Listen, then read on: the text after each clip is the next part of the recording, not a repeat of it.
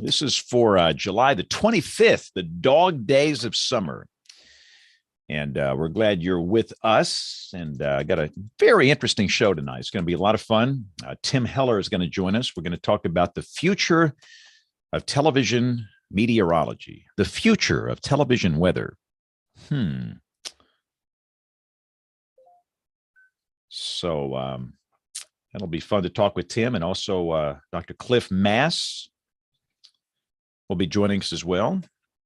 Talk about the coming heat wave in the Pacific Northwest. But let's get all the chores done here. Got to get the embed code rocking and rolling, and we're going to do that and do that so we can be on television. And for those of you that are looking for the show content, move the slider over about 9 minutes, and you should find it right there. We got to invite everybody. Hope you had a good weekend. I was in Philadelphia, Pennsylvania over the weekend. I think probably talked about this before. We're trying to see all of the Major League Baseball parks across the country. And an old friend has been with the Phillies for years. And he says, hey, how come you hadn't come up here? So I went to see Scott Palmer and the folks in Philadelphia. We had a great time. But let's see if we can get everybody on the show here. So let's do some invitations. I know that Bill Murray is out tonight. It's 50-cent beer night at Hooters. Neil, I think, is traveling, but he might be able to make it if his flight is on time. And that's always an interesting situation. All right. So got the email just sent out to the regulars, and I'll probably have to invite the guests, which I can do. But anyway, thanks to everybody with the Phillies organization for their hospitality over the weekend. It was great. All right, let me get over here and see if I can get a couple of email addresses for our guests. I'm going to get them all invited here. All right, there's Tim, and let's get Dr. Mass. And then everybody should be good to go. All right, the guests have been invited. And here comes Troy Kimmel that's going to be running the show tonight in place of Bill Murray. Troy Kimmel, the host with the most.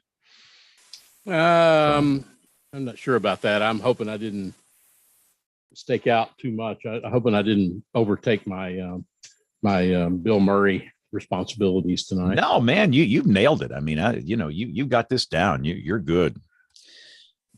So I think we got. I'm very disorganized. You, sir, have organizational skills I wish I had. Well, I think that's why. I mean, I think I'm the same way Bill is to some degree, and I was just worried we would go on a little long tonight. So I want to get you out by 9, and I think it'd behoove us to. I mean, we could go on forever with this, and yeah, and the people that listen, I understand it. Time is precious. It is a precious commodity, and asking people to listen for over 2 hours, I think, is a little much on a weekly basis. And I listen to a show that they do it twice a week. It's a podcast, and it's 3 hours and 30 minutes. Oh, and I've never heard it to the end. I mean, I'll listen as, when I'm in the car and, coming and going. And it's just, I think for us, 2 hours is a good limit. Yeah. This used to be a 30-minute show. I know. Yeah.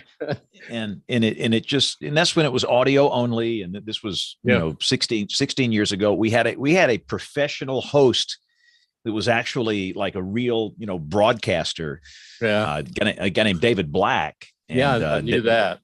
David would do these pre-produced intros. And I mean, he was really slick, but he's like old school. He cut that thing off at 30 minutes, and then it just got, and then David moved on. And I guess, I got behind the 8 ball here, and it's with me, it's just, hey, let's keep going. It's a good discussion. And Somehow it's morphed into a 2-hour show. Yeah. Well, now we got Tim on here with us now. He gives us 2 minutes, 30 seconds. That's right. And Yeah. James, you mean a professional broadcaster unlike yourself? Oh, yeah. Come on. No, man. No. Doesn't the producer 2:30? Doesn't that mean like 4? Anyway. Yeah. I always said that when I see the camera operator doing this, I thought he meant like, keep going, keep going. Keep going. I like that. Never thought about that. Hey, Tim, how are you, man? I'm doing well, Troy. How are you? Good, Hi, James. Good. But back in the good old days, back in the 80s, we had floor directors. And Oh, yeah. I mean, I could literally touch the floor director. I mean, and at first it's creepy. But when you get used to him, when you don't have him, you get freaked out because he's not there. But he was the best at wrapping me up. I mean, a guy named Ron Dowd in Dallas. Oh, I know Ron. Yeah. You know Ron? Yeah, I worked with him in Dallas.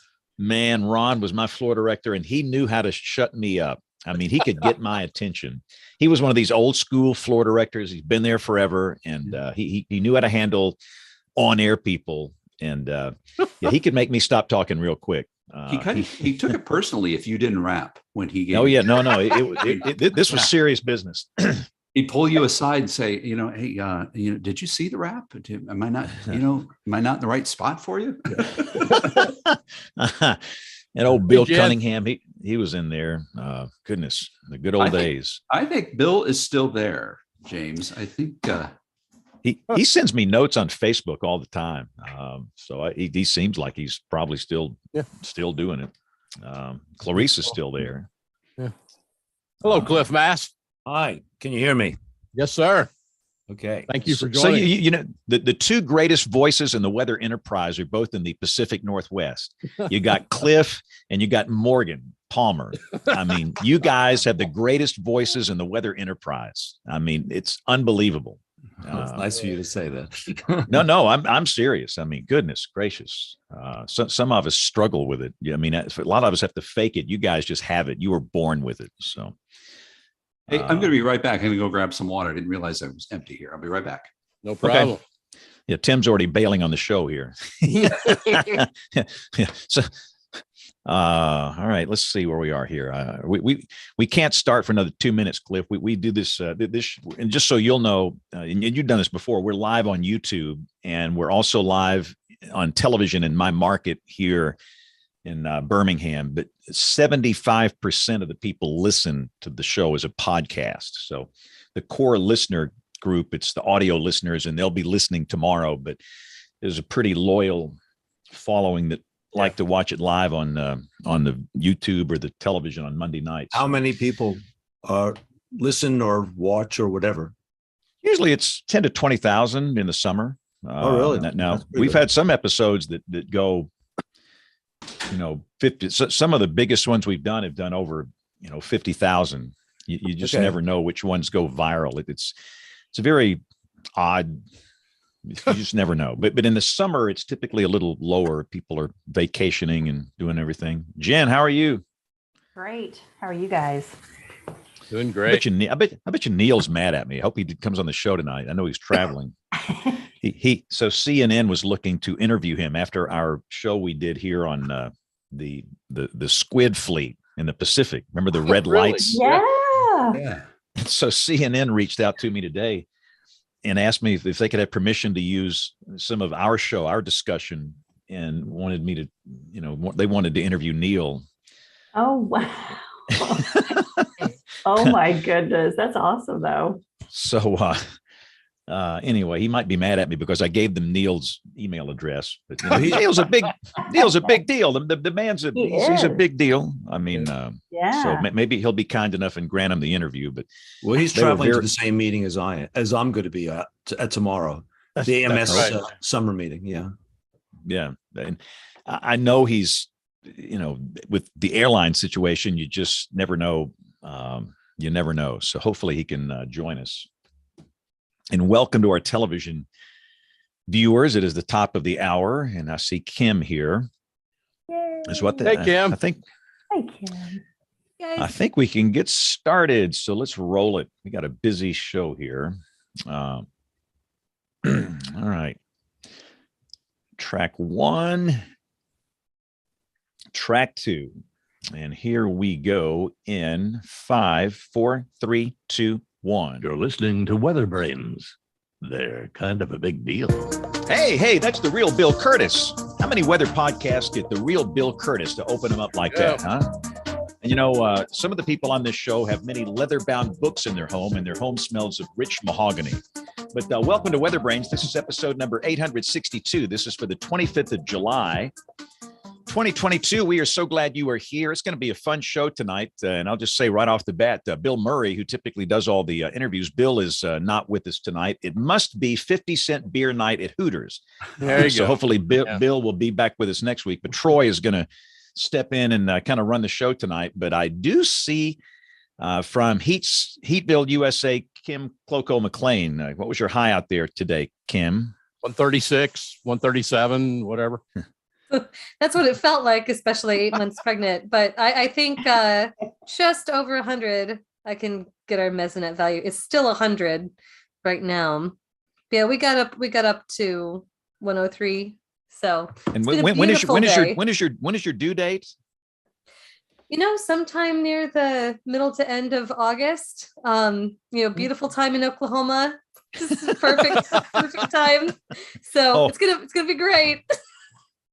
Yeah. Goodness gracious. Well, I all I can say is I'm sorry. It is what it is. It sure is. But yes, thank you. James ate a lot of goodness. I see you just got on the show here. I could not find your email address for an invite, so I'm glad you got on here somehow. James, how are you? Welcome back. You came back. I can't believe it. You came back. Well, I had the day off from work and really didn't want to do anything outside. So yeah, we're about to set 2 record high temps in Tulsa tomorrow, a warm low and a warm high. So Yeah. That's a record high low. right. Warm Yes. something. Yeah. Yeah, Maximum, yeah. minimum. Yuck. Yeah. Whatever. It's nasty. Yeah. It is. We are watching what you folks are experiencing from a distance, and we're thankful for that. I was in Philadelphia this weekend, and first pitch for the Phillies game, it was 98 Saturday evening at the Citizens Bank Park, but the humidity wasn't that bad. You know, for somebody that lives down here where I live, that with the dry air mass like that, it wasn't that bad. But still, that's pretty rough for the folks that live there. Jen, you are not dealing with triple-digit heat. You're away from this. Yeah, this is the good part about living in Ohio is we get really nice temperatures for the most part. We can get some big heat, but it was 81 today here. And we don't really get too warm this week. We're starting to get that front hanging out, and we're going to get a lot of rain this week. I wish I could send it your way, guys. In Please. Oklahoma and Texas, because we're going to get a little bit more of an abundance. But that's the good part. So I'm always struggling more in the winter when it's negative temperatures up here, but not too bad in Ohio today. Awesome. So let's bring in Troy, who's also in Heatland. Troy, how was your high today? Nice of you to ask, James. We're cooler today. We were 105 yesterday. We're 104 today. Technically, that is cooler. So we can kind of let it go at that. That's 104 at Camp Mabry, our in-city climate site, and 102 out at Austin Bergstrom International Airport. So I don't know. We got to get rain. Jen, I don't know. Just bucket up. So I'm ready for the 40 days and 40 nights down here. So we need rainfall. Well, I mean, what's bad? So you got rain. We've got air mass storms, and the monsoon is cranking up west of you, and you're just under that stinking dome. I mean, goodness. But let's bring in our guest, Troy, because we want to get them on here before they run. I know, and we have to be able to do that. It's a lot of fun, as everyone knows, and I can't do the job that Bill Murray does so well. But I want to welcome tonight our guest WeatherBrains panelist tonight, Dr. Cliff Mass, and he's a friend of the show. He's been with us before. Cliff is a full professor, atmospheric sciences at the University of Washington. Does a lot of different things, but involved in numerical weather prediction and modeling, and a lot of stuff rolls in topography and evolution of weather systems, regional climate modeling, and more importantly, and this is where I'm going to give Cliff the plug for this disorganized pile of crap behind me. I can find Cliff's book, Okay. And what a book it is, The Weather of the Pacific Northwest. He's an author. He is Cliff Mass at blogpost.com. And we're going to have him come on and talk a little bit about the weather pattern. Guess what, Cliff? It's heading your way, at least a little bit. And you've talked about that in recent days in your blog post. So we're going to have you hang out with us tonight and talk a little TV meteorology as Tim comes along in a second. Then as we get on the other side of the show, be able to talk a little about what you think is coming out there. And by the way, I got to tell you, one of my favorite chapters, I give Cliff's book another plug. One of my favorite chapters is chapter 13 in Cliff's book, Reading the Pacific Northwest Weather and Skies. And Cliff, for someone that loves to hang out at Claylock and out on the Olympic Peninsula, up toward Quileute and out in Northwest, I just love this book. So give him a little plug with that, and we can let him plug. Well, there's a new version of it out, by the way. Oh, really? The second edition came out end of last year. So there's a new version of that, a better one. Okay, I will go and get that. But hang out with us and talk about TV weather for a little bit. Our show host, I say our show host, but our show guest tonight is a good friend. I think Tim and I've met a couple of times in person, but I've known Tim for a while. What can you not say about Tim Heller? Tim, major market broadcast meteorologist. He is an AMS certified broadcast met, talent coach, weather content consultant, works with local TV stations and weather meteorologist, on-air meteorologist, from everything from the on-air content down to social media, online. I love what his website says because I think it's a great way to go, especially in this age of broadcast meteorology. It truly is professional development for the broadcast meteorologist, and that's what Tim does now. So, Tim, welcome as our guest tonight, talking a little bit about TV weather, and I'm going to go ahead and throw whatever in the middle of the punch bowl here for a second. And I don't recall the article, and I tried to find it this afternoon. I couldn't find it, but this is something James and we talk about pretty often. There was an article I saw that crossed the desk a couple of days ago via the internet, and it basically said, Tim, that TV as we know it has probably a shelf life of another 10 years. It said it's gonna change drastically. James has said that before. We've all kind of commented on that. And here we are. You're someone who coaches broadcast Mets, people on the air. I have a feeling you have some feelings about this, and I thought I'd just start it out with that. Where are we in the lifetime of television, in a sense, but more importantly, I guess, news, weather, sports, and in particularly into broadcast meteorology as well? What are your feelings? Well, I've said to people before, and a couple speeches that I've given at the AMS conference over the years, I said, I worry about the day that a 20-something producer walks into the weather center, 20-something producer who's got their news their entire life off of social media and digital, who never had that TV habit, whose parents didn't have the habit of watching local television news. Yeah. And they walk in the weather center and they say, hey, listen, because the weather's going to be quiet this week, we're just going to bump out of the B block with a 7-day forecast and a little music underneath it. And that usually generates that exact response, Troy. People laugh. And I say, yeah, how many TV stations still do sports during the early newscast? Because we can get sports scores now on our phone just as easily as we can get the weather forecast. And so my plea to my colleagues in the broadcast meteorology business is that we have to do something to make sure that we remain an essential part of our viewers' lives. And that's my mantra. We have to do every single night. We have to deliberately think about everything we do so that we are delivering essential information. It can't just be a bunch of maps covered with numbers. Well, Tim, one thing, and this goes for James and myself, because James Spann, and James in Tulsa, you're not that old, and neither you, Tim, but James and I remember the time in TV stations when we sat there in weather offices and in newsrooms and in accounting offices at TV stations, and we said, well, we got them at 5, 6, and 10, and we have them. I won't say what I was going to say, but we have them. And if they want weather, they have to be there at 5, 6, or 10. And boy, hadn't that changed a whole lot, where no longer do you have to be there at 5, 6, and 10, and how that just sort of changed the business. I remember James Spann back in the day, accounting people and TV stations, They didn't know what to do with all the advertising money we made in television back in those days. They didn't know what to do with it all.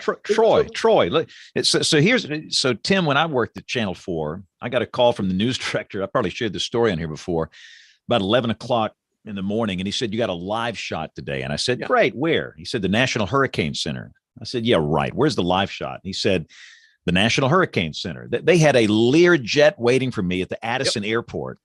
Flew me down there, got off, had a limo and everything to pick you up. And we were on the air at the National. Of course, understand, this is Dallas, Texas. It has nothing to do with tropical weather. I mean, this was Hurricane Gloria on the East Coast. And they didn't know what to do, Troy, with all the money. They made so much money. They honestly did not know what to do with it. Right. Over at Below Channel 8, the money was just staggering. And now it is all different. And you're right. We're in a survival. We're all trying to survive now. And you know, Tim, one thing too is I think I've always said in a way, and I think it's so too simplistic. I don't think you can absolutely say this, but I almost wonder sometimes if cable just came along and ate our lunch before we even knew our lunch was being eaten. Because all of a sudden you went from what, James, when people had an antenna outside their house with 4 channels on that TV. And then all of a sudden we couldn't believe it when we got 20 channels on cable. And now on cable or streaming, you've got what? You've got 500 channels. And I just wonder sometimes if we just didn't realize what happened when it happened. And James Spann and James, all of us. I laughed the first time I heard about the Weather Channel and CNN and places like that. I said, you mean there's going to be a news network or someone doing weather on cable all the time? We laughed at it initially. We're not laughing at it now. Well, the same thing's happening now with digital, that you've got multiple digital outlets. I just got some research today that it was actually distributed by the Weather Company and conducted by Magid, and it was a national research. And their data shows that for daily weather, we've lost them. 51% of the people surveyed say they prefer the weather app. Guess how many people prefer local TV news? 24%. That's not even close. We've lost the viewer for daily weather. When it comes to severe weather, this is a little concerning because it's closer than I'd like it to see. For severe weather, which is what I think we do best, right? Because we've got all the tools and we're tracking down to the neighborhood, down to the neighborhood street, down to the minute. For severe weather, people say they prefer, and I think that's an important word here. It's not what they use, it's what they prefer to use. The weather app gets 38%. 37% said they watch local TV, that they prefer local TV. That concerns me, that we've lost the daily weather and we're losing the severe weather, which is kind of why I am on this soapbox saying, wake up, friends. We have to do a little bit more than what we're doing right now if we want to maintain, our position in people's lives. Here's the thing. I hear TV weather people all the time say, well, they're always going to watch us when there are tornadoes flying. No, they're not. No. They're going to watch a YouTuber or a TikToker or an Instagrammer. That's where that audience is going. And if you think just because, we save lives, we're live, local, and late breaking, we're all this stuff. No, it is fading faster than you can ever imagine. So you've got to wake up. So those numbers are great. I'm sorry, James, go ahead. No, it's we've watched this market for various media conduits change dramatically. First, it was newspaper.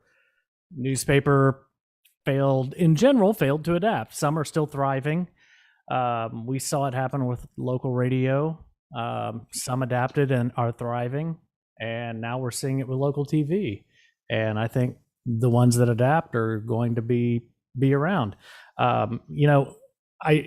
It's strange to me that a lot of people say the answer to this weather relevance thing is just do more, but that's not making it any more relevant. Mm-hmm. So, we need a first weather to talk about heading out the door. Well, okay, fine. Or, tease this. Well, everything in that newscast that somebody wants to tease is a little bit harder to discover. So if I deliver a knockout tease about how Thursday is going to knock your socks off, we've got trouble on the way, first person somebody does on their couch is look at the app. So we've lost them with a great tease, but we're told make your teases great, or it's a very complicated thing. And Behavior is a very hard thing to model. And here's the other. We're fighting so many other, Tim, macro issues in the television business, the traditional television business. It involves the political climate in this country that has nothing to do with weather, but now people are going to go seek out the sources based on their political worldview. So if they're a right winger, then they're going to go find Fox, or if they're a left winger, they're going to go find CNN or MSNBC. And that's a problem that we're all like for us, there's some people that will not watch us because ABC is a left-wing propaganda machine. There's some people that will not watch us because Sinclair is a right-wing propaganda machine. And it's just, this is the lunacy where we are. And I'm caught in the middle of it. I mean, what has weather got to do with any of that? Right. But more and more people are just turning it off because of this political polarization stuff. And so, the only thing I can control is me. And so, that's why, Tim, you need to be preaching, brother. You need to get on here and preach. Tell us what to do. Go. Well, and I think that you touched on the one element here that separates you from your competition. And the competition is this, by the way, that when I talk about the competition, I'm not worried about the other stations in town. I'm worried about the app. And the one thing that you can do to separate you from the competition is be you. Share your personality, demonstrate your expertise. That's one of the things that when I'm watching a weathercast back with a client, I often pause it and I'll say, why didn't you go just a little bit farther on that? Why didn't you explain to me what's causing the haze, where the haze is coming from? Drop in just a little hint. Tell me how fast those winds are blowing at 5,000 feet and 10,000 feet. Show me your expertise here. And do this on small events. We can't win the weather war by just covering severe weather. We don't honestly have enough severe weather days. So we have to look at those moments that are disruptive, those moments that are inconvenient, those moments that are unusual, and not hype them, but highlight them, explain them. Our viewers are curious as to why we're at 100 degrees every day this month. Our viewers are curious as to why there's a little haze. There's so many things happening in the weather that aren't major severe weather events. And it's up to us to figure out what the viewers not only need to know, but what they want to know. And we got to remember that the viewers don't always know what they need to know. So, right. So it's finding those things that make you curious as a meteorologist and sharing your expertise, sharing your personality with your viewer. That's one of the ways that you can win against the app. And that way, when the severe weather does come, I trust you because I watch you. I know you. This Cliff here. Here in Seattle, the TV folks lost about 80% of their listenership or viewership. But there's a reason that people like to watch other people. They want to get an idea of whether something's serious, whether there's a real weather problem for them to deal with. And human beings are used to looking at the eyes of other human beings who have praised the issue. So I think that's one thing we always have. I have some experience as a blogger. And they could get a forecast on an app, but they come to me because they're looking for another human being who has some knowledge of the subject to give them the interpretation. So I think everything is not lost, but I think we have to play the human to human side a lot more. Excellent. Yeah, absolutely. I do want to just quickly chime in with that because I appreciate everything you guys are saying about how hard it is in ordinary times to keep that audience tuned into TV for weather broadcasts. But when it does come to severe weather events, in both ways we've measured it during real events and just generally what people report preferring, not event specific, but what they report preferring to use and what they say they use when severe weather is possible in their area.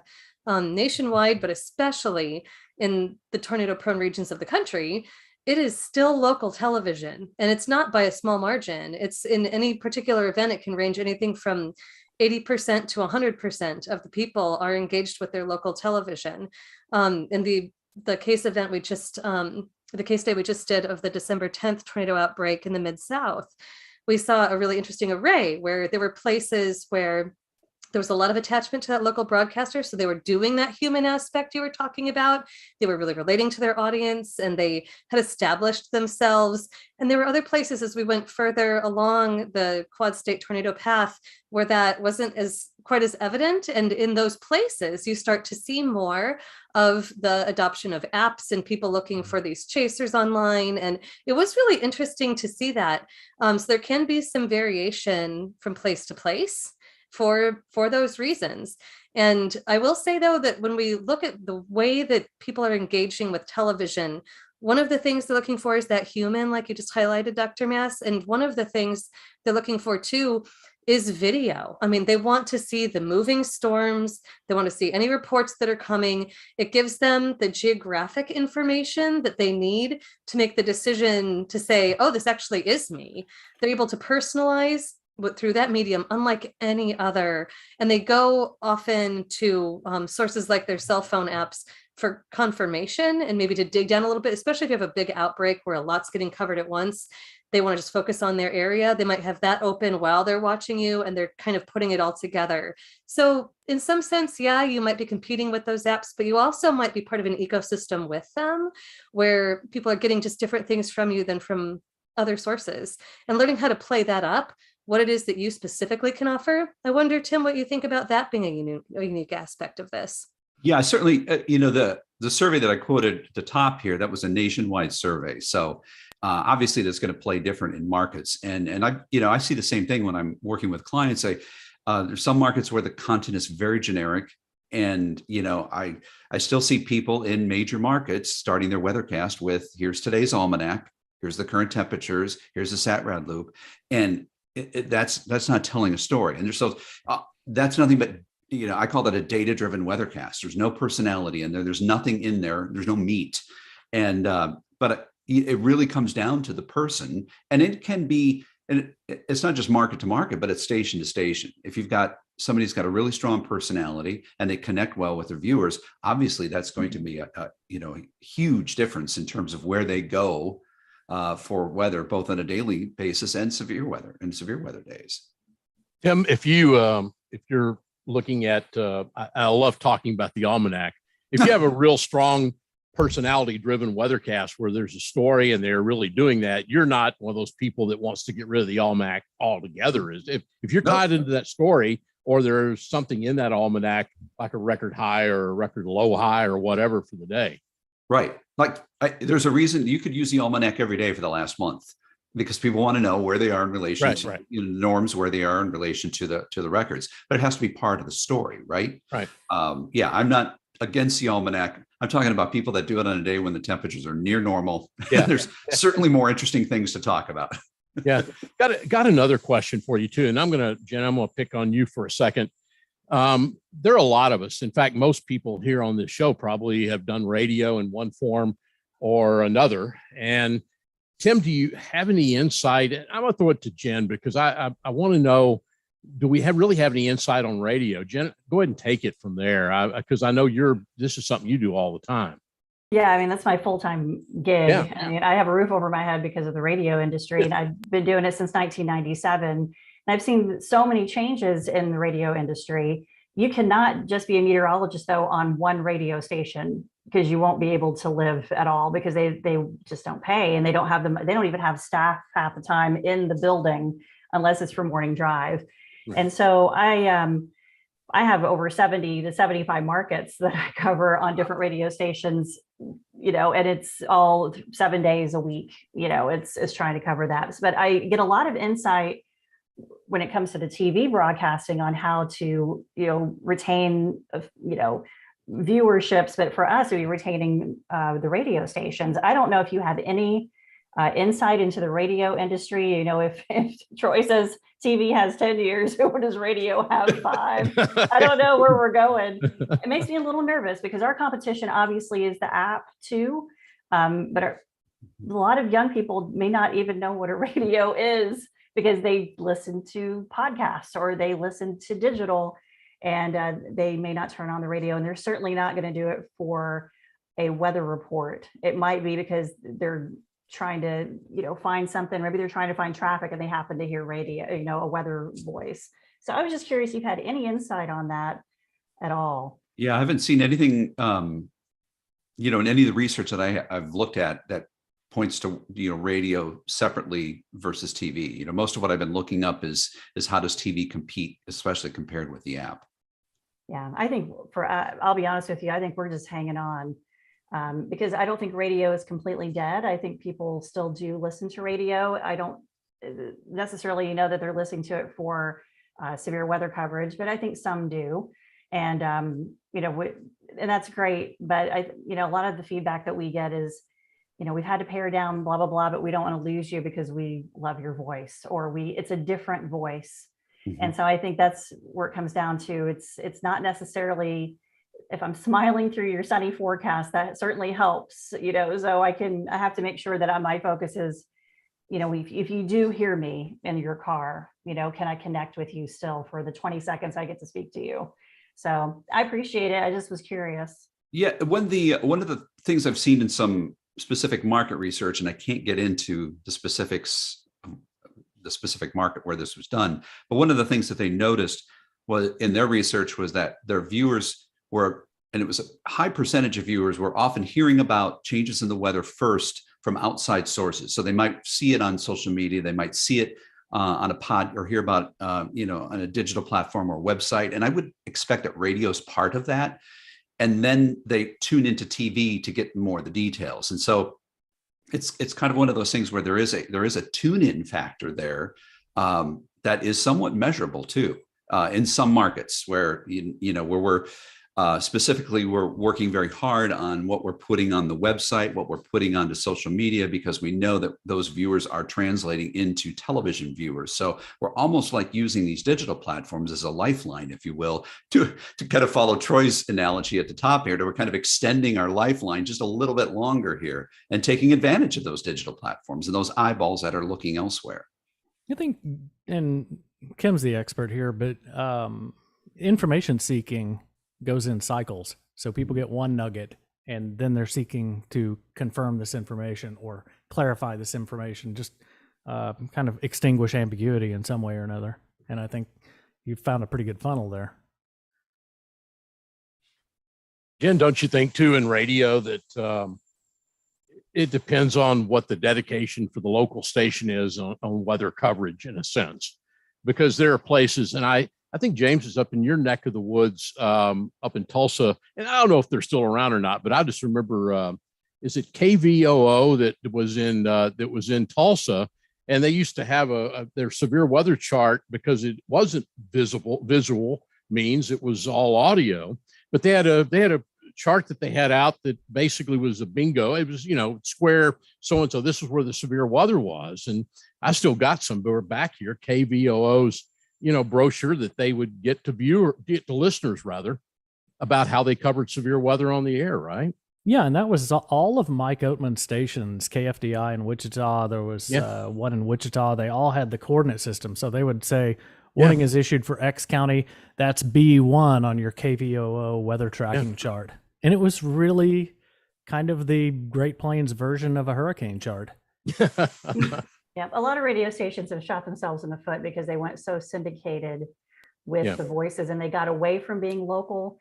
Some of them have come back and have come back successfully. And I think that's great because a lot of them will have a local morning show, but then they may taper it off in the afternoon. But there are some that still come in and they will, lead live coverage. And I've mentioned the station before, but our station in Murphy, North Carolina, he's made it where we can break into his coverage. We just dial in and we can do a live and we just break in and cut out his programming.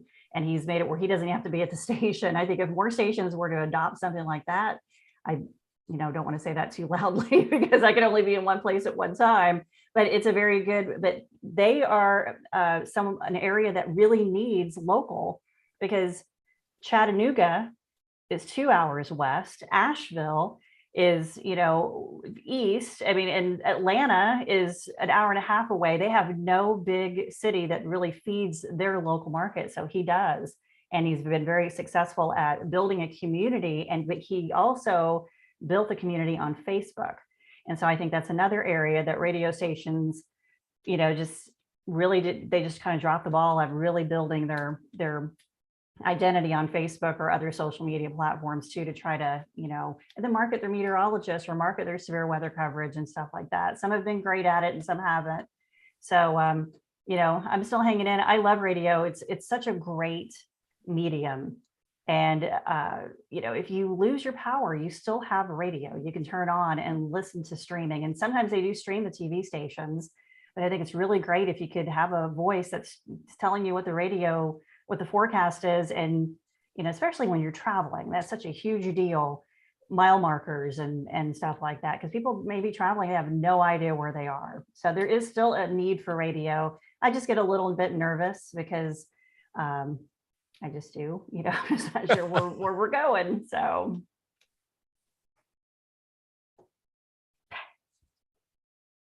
So this has been a really great conversation about just all the mediums that we're pursuing. And Tim, you direct a lot of your effort, in trying to help people who are in these particular mediums to convey their messages the best way possible. I had the opportunity to see the brilliant presentation that you gave just recently at the Weather Warnings and Broadcast Joint Conference in Milwaukee. And I was struck by some of the things that you were covering. They really seem like you took the effort to read some books about cartography and, to try to understand, we're presenting a lot of visual information here. We could really grow our the way that our audience is able to come to our information, understand it, make use of it, maybe even build our audience's enthusiasm for coming to our platforms more through some simple means. And it was so amazing how it just blew the minds of so many of these broadcasters. We take so much of our stuff for granted. This is how radar is presented. It always has been, always will be. This is how we present this categorical information. It's how it has been, always will be.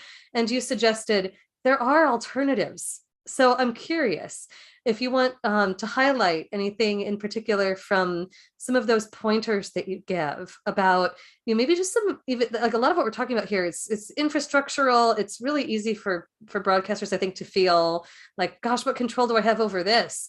But they do over so many elements of their messaging. So would just love you to share a little bit of that wisdom, because I really enjoyed it.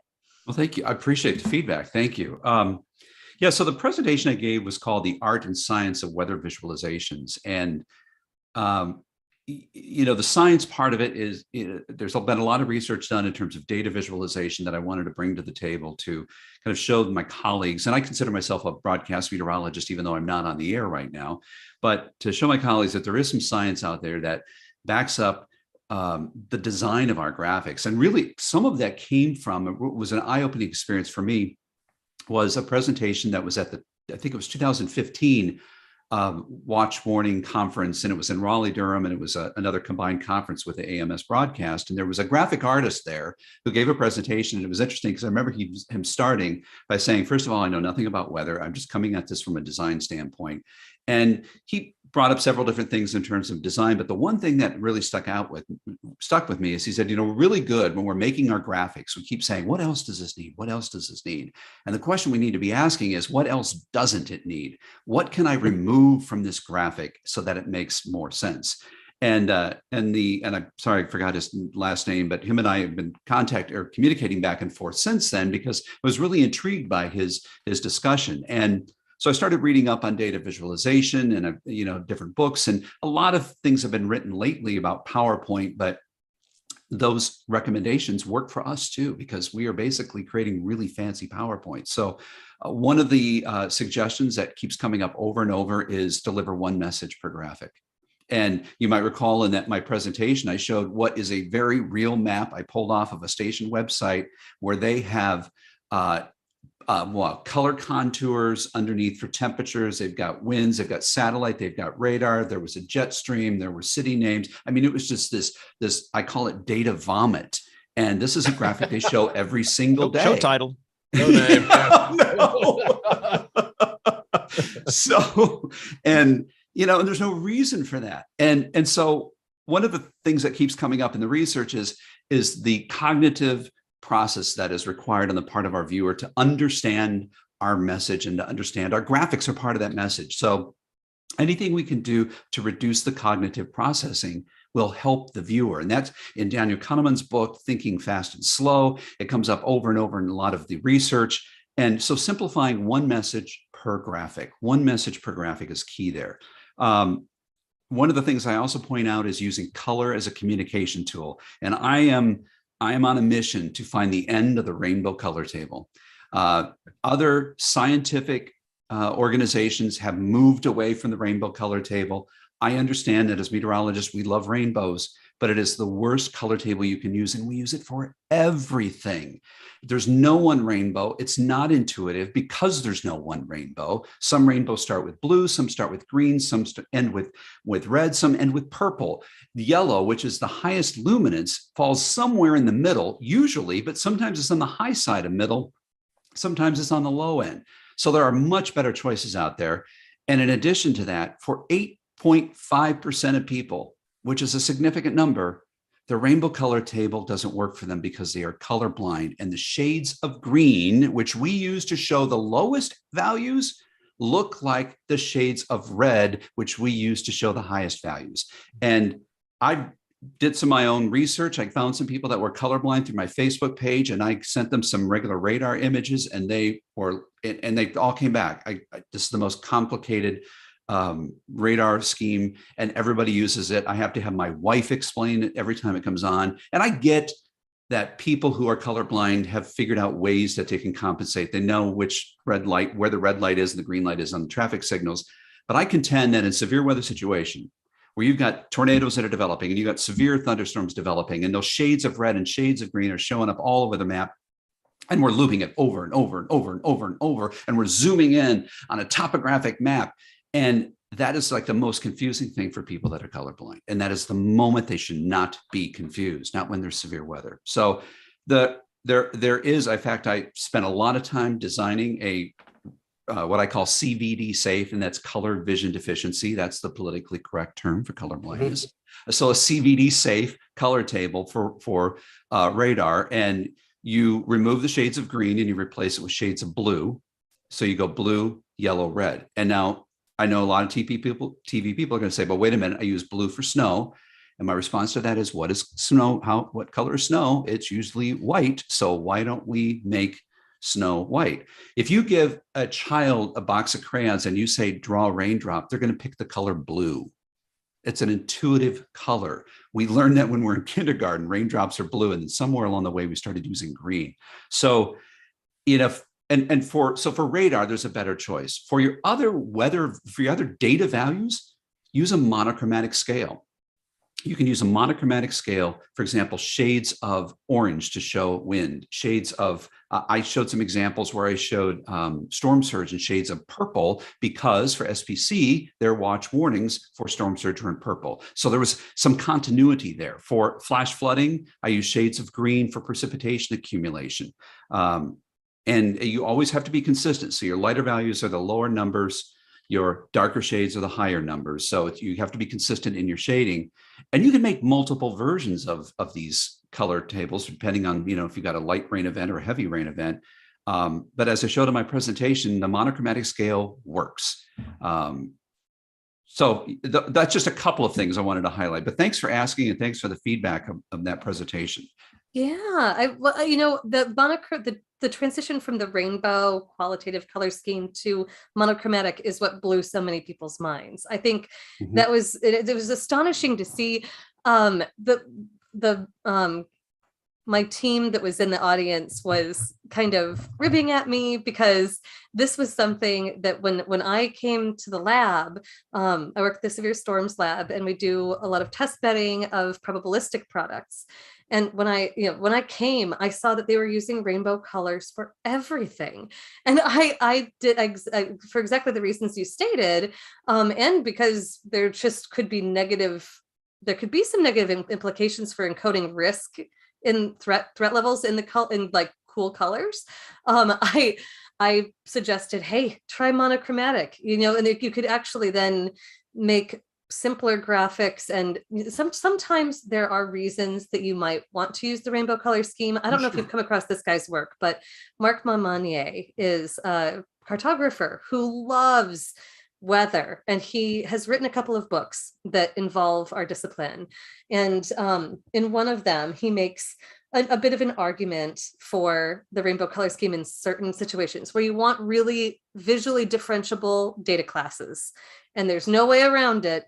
He says we can sometimes get a pass. That can be something that we can do, and sometimes for maybe radar, you do want that, because one of the things monochromatic loses is, oh, is that the really dark red, or is that just the slightly dark red? Like, exactly what value is it might be tougher to discern.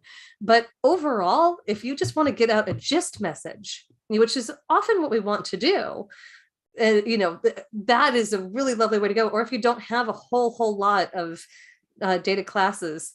So I was, once we started to mess with that in the test bed, it's crazy because we'd bring in users into our environment. We'd bring in emergency managers, we'd bring in broadcasters, and we'd allow them to choose which representation of the threat information they wanted. They'd almost always start out the week picking the rainbow. And by the end of the week, they would have invariably switched to the monochromatic representation. It's you feel comfortable with what you know. So if you just do these surveys, we ask people what they prefer, they'll tell you rainbow because they think they know what it means. And they're so accustomed to it. But when you actually work with people with something new for a while, you get them for a week, then it's amazing to see that, there actually might be a better way to do this. So I really appreciated you making that very strong suggestion. I think we do everything in rainbows, and then we put multiple rainbows on a single map, and it is, when they had the rainbow probability plumes on top of radar data, I kind of wanted to die. And those are, Troy, I think that's when you did our experiment, right? It was all rainbow plumes. Yep. And with the radar data, and oh my gosh, it was probabilities of different kinds too, all layered together.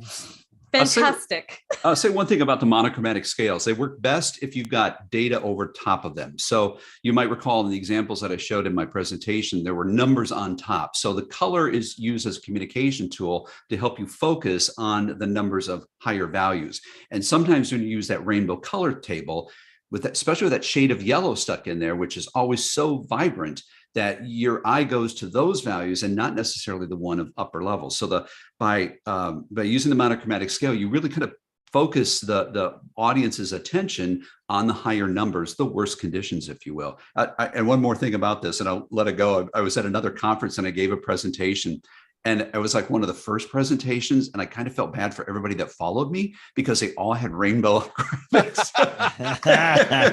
So I was happy. Yeah. I was happy at the AMS conference that they put me on the last day. I'm like, good, because I don't want to ruin everybody else's presentation here.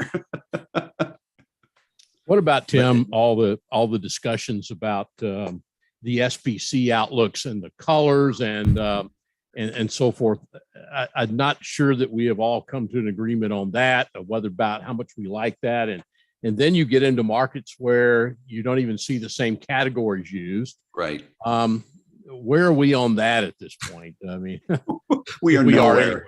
Okay. That's really, I think you could do 2 hours just on the convective outlook and the best way to display it. I do want a hat tip here to Fox Weather, the Weather Channel, and AccuWeather.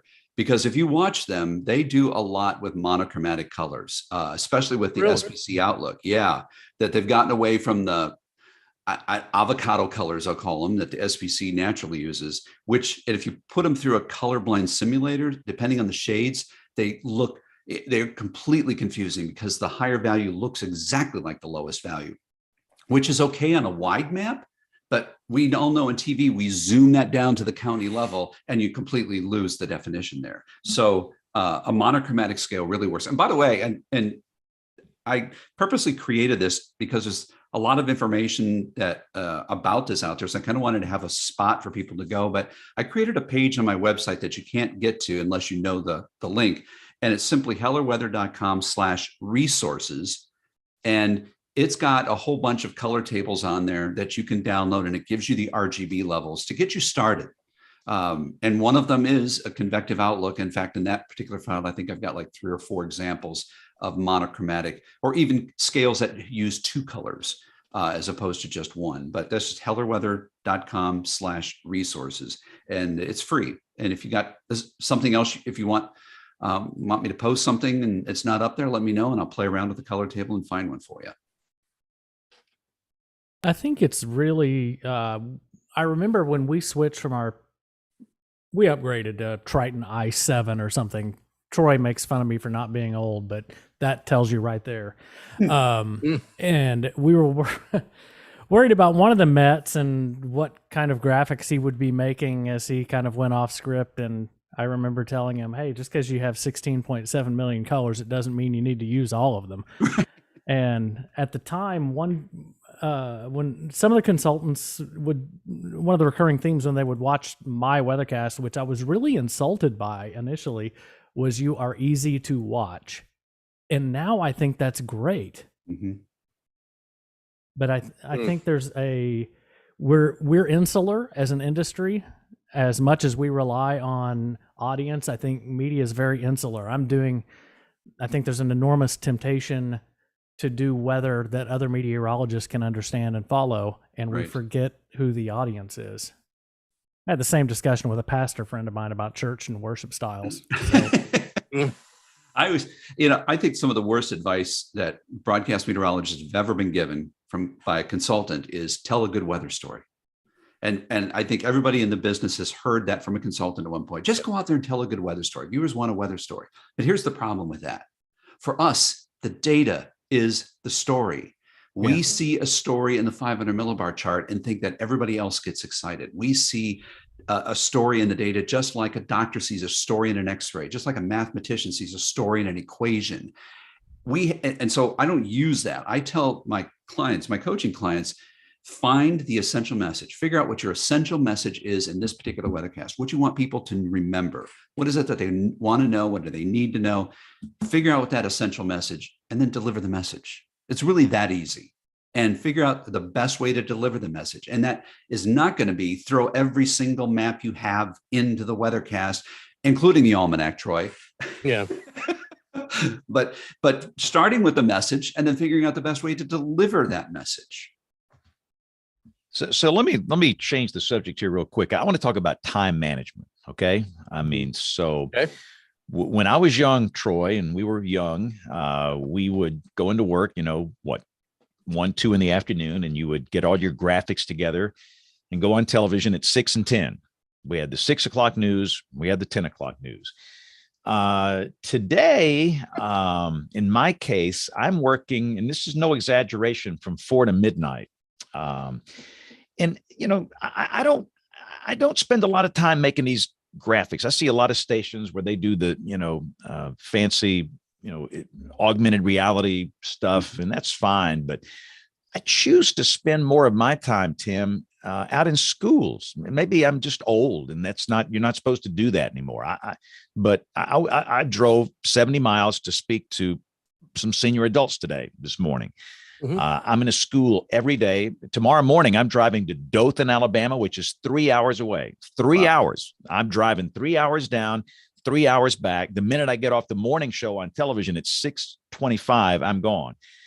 And and again, the other issue, Tim, it's the tweeter and the face bag and the gram and the talk. Since as we speak here, I can watch the messages come in.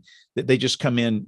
I've had probably 50 since we've been on the air, and most of those, I acknowledge them all. So what advice can you give those of us in the weather business that struggle with time management? I've not slept since 1973. Help. Well, first of all, I think that most people would agree that you're an anomaly, James. That I don't know how many. No. The deal is I'm not that good at what I do. I'm not that good, but let me tell you what, I will work harder than anybody else. That's all I know. When my backstory, when I was 7, my father left. He left me and my mom broke, no money, no child support, no hope. And I went to work. There was no child labor laws back in those days. And I just have that work ethic. I just want to fight and work and fight and work. And I love what I do. I love everything I do, everything. But I'm running out of time. So how do you prioritize this stuff? Well, I think part of it is you have to kind of do a little bit of a workflow management. Where are you spending the time? What can you delegate to somebody else? And we all like to think that we are the best at creating our own shows, but sometimes it's okay to have somebody else in your team make a graphic or two for you. In fact, I try to identify, anytime I go into a TV station, I try to identify the computer whiz in the weather team. Who's the person that really gets into figuring out the graphics? And that's going to be the person that we're going to talk mostly about the graphics, and let them build the graphics that everybody uses. And that way, and I'm talking about the master graphics that everyone uses. So for time management, you really have to look at where's my time suck? Where am I losing time throughout the day? And one of the techniques that I did, because when I was working on the air at ABC 13 here in Houston, is, I felt that as well. I'm like, okay, where am I spending all my time? So I literally started keeping track in 15-minute increments. Where am I spending my time? And I was able to kind of identify, all right, I'm spending way too much time doing this, and I need to consolidate. I need to first of all, shut off the email and shut off the Twitter so that I can focus on the forecast for at least 45 minutes. Just give me that mental focus there. And then, turning on the Twitter, turning on the email or whatever, and answering those, and then turning it back off and focusing on the next step, which would be building your weathercast and getting ready for on air. I mean, at the end of the day, when that red light comes on, you've got to be prepared. So if you're wasting time doing other smaller tasks that could be delegated to somebody else, or in some cases, I see this a lot, where they're doing things that the computer could do for them. I mean, why are you doing this step every day? The computer does this for you. But I think you really got to start with just kind of a time inventory. Where am I spending my time? Some of that might be driving to Dothan, Alabama for 3 hours. But you know what? Here's the deal. As I drive to Dothan, I will make a note in my mind of everything I see, everything. Mm-hmm. So when there are tornadoes flying around here, yeah, I'll know where Joe's Fabric Barn is, and I'll know where the Whataburger is in Troy, and I will know where the McDonald's in Ozark is, and I will know the location of the Walmart in Brundage. All of this stuff gets into my mind, and that driving to these schools, it puts this amazing knowledge in your brain that's useless except when there are tornadoes flying, or when you're on the irregular day and you can call out somebody's hometown and talk about these things. So that's important to me as well. And I just feel like sometimes we've lost our connection with people, the people we serve. Mm-hmm. I go into Dollar Generals. Nobody does that. Nobody. I bet you I'm the only guy on this show that goes into Dollar Generals. That's where the audience is, the people that we serve, and not just on television, but on every platform. And they'll talk to you. They'll tell you what sucks and what doesn't, and what they want and what they don't like. And it's fascinating to do that. And I might stop at the Dollar General tomorrow in Dothan and just see what's on their mind. So the whole thing, it's just an experiment in connecting with people again, because so many of us with these blow drive TV boobs and think we're something special. And we go in the studio and, hello, I'm the TV weatherman. I'm a big deal. You're not a big deal. You're a servant. You're a servant. And if you don't have a servant's heart, you'll never be able to do this successfully. And if you can't connect with people, make all your fancy graphics all day, do all this stuff all day, but you've got to have this connection with people in your market. And it takes a while to do that. You can't do it overnight. So to me, that part of it is important. But I do like the idea of just writing it down, put it in writing what I'm doing in a normal day, and toss out what maybe I need to toss out. And I think everybody needs to improve. I sure do. And I agree too. Find somebody that's good with graphics and let them make your graphics. Everything you say is right. And the other thing too, I want to say before we go to James, is that I hope old people like me listen to Tim, because I hear it from the old people. Hey, man, we've always had those rainbow colors. People love them. Well, no, the rainbow colors suck. You just heard it. You heard it, what this guy said. He says it's right. And we have to be willing to change in a radical way to be successful. So I'm sorry, James, I'm preaching. Go. What he said. There, I'm done.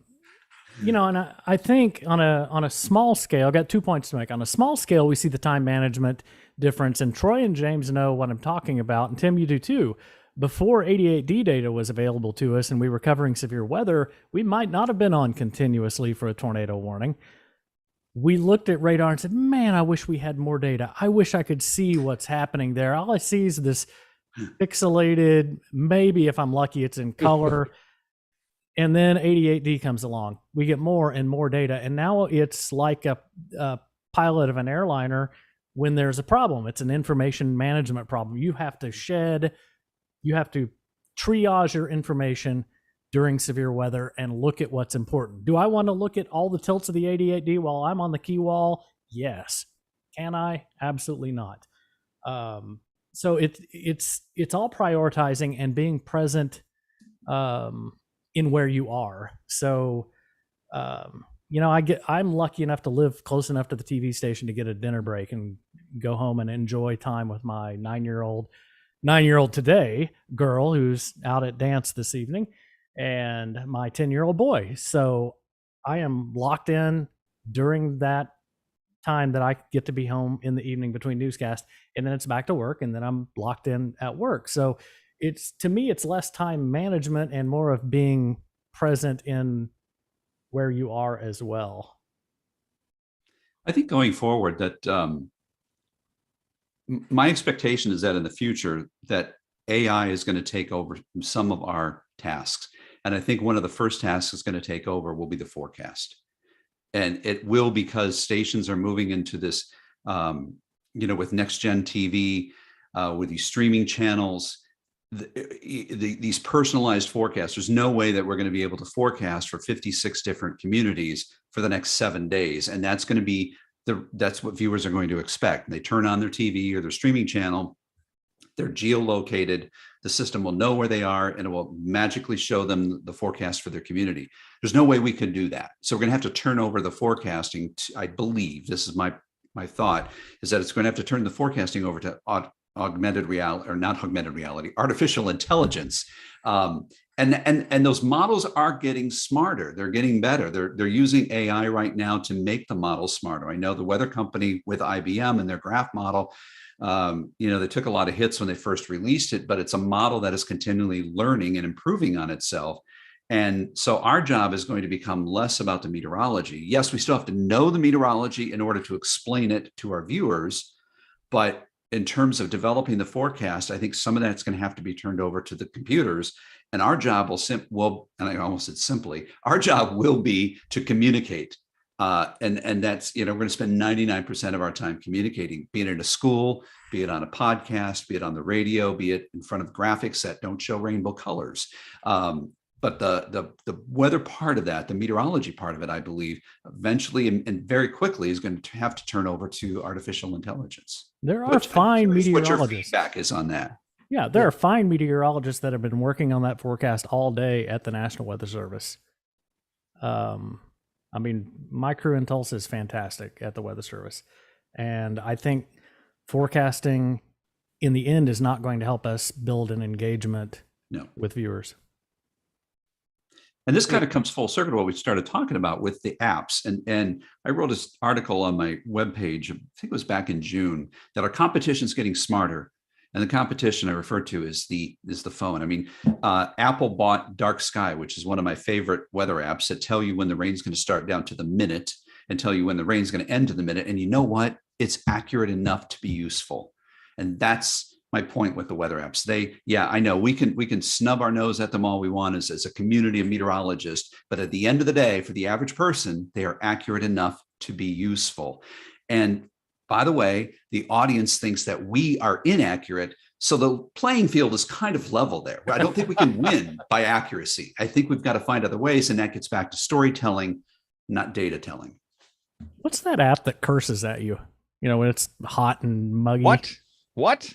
Yeah, it is. WT Forecast. What is it? Yes. WT Forecast. Yes. It is unmentionably 4-letter. Wait. So you get an app and you say it cusses at you when it's hot? Oh yeah, I'll say it. I'm not going to say what it's going to say, but it's been amazing this summer in Oklahoma. It's a very descriptive potty mouth app. Okay. Oh. Well, that's like the TikTok. Like I say, every time I turn on TikTok, they're cussing, dancing, or they're telling jokes. So it's the same thing, I guess. Hey, Tim, I got a question for you. And this is, I don't know, James, I think we sort of learned this, all of us to some degree. Are broadcast meteorologists still in a way? I mean, I always felt like in a way we could help to push meteorological education. Are we still teachers where we can go out there and help to educate people on something that's what inherently very difficult? I mean, an academic study. I mean, are we still teachers? Can we still go out there and still tell people and hold their attention, explain to them something that's inherently complicated? I think so. And I've heard this from, I do some work with some other consultants, some traditional news consultants, and I'm hearing it from them as well that, yeah, we have to explain the weather, but I think that we have to explain it in drips, that we can't go out there and explain everything in huge chunks, that we have to, drip the knowledge slowly over time, because people at the end of the day just want to know what the weather is going to be like tomorrow, right? But you can educate them a little bit along the way. And you got to be careful that you're not preaching, but it can be certainly part of your weather story. Demonstrating your expertise, I think, is one of the key ways that we can differentiate ourselves from the weather apps, because that's something so far that the weather app can't do. So it's best not to bring up probably the word vorticity right off the bat. Then. Right. Well, I think that you got to explain what it is. You can't just throw it out there. But some viewers really like it when you give them the meteorological term and you explain it to them. They feel smarter as a result. But I don't think you can go into velicity and helicity on the same day. Okay. There we go. and we humans learn effectively through metaphor. So one thing that I can discuss with people is cloud cover overnight versus cloud cover in the day, and say it's in the winter, especially it's cloud cover at night is like a blanket. I get that connection. Yeah. So let's talk social media. No. I'm waiting to see you dance on TikTok, James. Yeah, no. I'm not a dancer. I'm not a cusser. And I'm not funny. I know funny, and I'm not funny. I'm not funny. Well, I think you are. So are we spending, and here, and again, you mentioned this, you've got to do analytical thinking in this position. You've got to have time to do that. And there are days where my head's about to blow up with this stuff. It's like, I feel like I don't have time to pee, much less do analytical thinking. So are we spending too much time dealing with this stuff, Tim? Talk to us. Yeah, I think stations are finally waking up and they're realizing that we're giving away everything by posting everything on social media, and we can't monetize that. And it's a great promotional platform, and that's really all that it is. It's a promotional platform. I work with some newsrooms that have they got policies. You got to post 3 times a day. And I worked in one that required that. And so I set up my Prism computer in the Weather Center, which automatically posts content to the website. I had it set up to post 3 times in the overnight hours. So that way my name was never at the bottom of the chart, which is all they were looking at, which is an awful thing. I hate admitting that, but that kept me out of the corner office then. It is it's about quality. It's not about quantity. And we have to always use social media to get people back to where they can find out more information. The weather's complicated. You can't summarize it in a single tweet. You can't really even summarize it all in a long Facebook post, because number one, nobody's going to read the whole thing. But use that to get people back to your webpage, back to your newscast. Use it as a promotional platform. You're right. What they do, they hang these monitors in the newsroom with these engagement scores, and they change every minute. And let me just, it's probably my fault. I don't like to lose. I don't like to lose. I triple dog dare you to beat me in this thing. Come on, anybody. I dare you. Knock that battery off my shoulder. But and you try and use it in a positive way. It's astounding just what's come in while we've been talking here. But it's just and nobody has any of these social media account passwords but me. Nobody. And it's a powerful tool. And I will say, and here's the other thing. So what about the YouTubers, Tim? People are flocking to the YouTubers for severe weather coverage instead of television meteorologists. And that's where the people are. It's on YouTube. It's not on television. How do we fight that? Well, we have to join them. We have to be on there as well. You have to get your station on YouTube. You have to get them a YouTube channel, and that you can monetize so that you can get some money back. It's interesting because there's a couple of them out there that do long form weather presentations during severe weather. They'll be on the air for 5-6 hours. And I talked to some broadcast meteorologists, and they say, wow, they want me to go on every time there's a big storm for hours and hours and hours. And we can't do that. I'm like, people are doing that. People are doing that on YouTube every time there's severe weather. So yeah, it can be done. How does everything get done if you're on YouTube for 5 or 6 hours? Right. Well, you have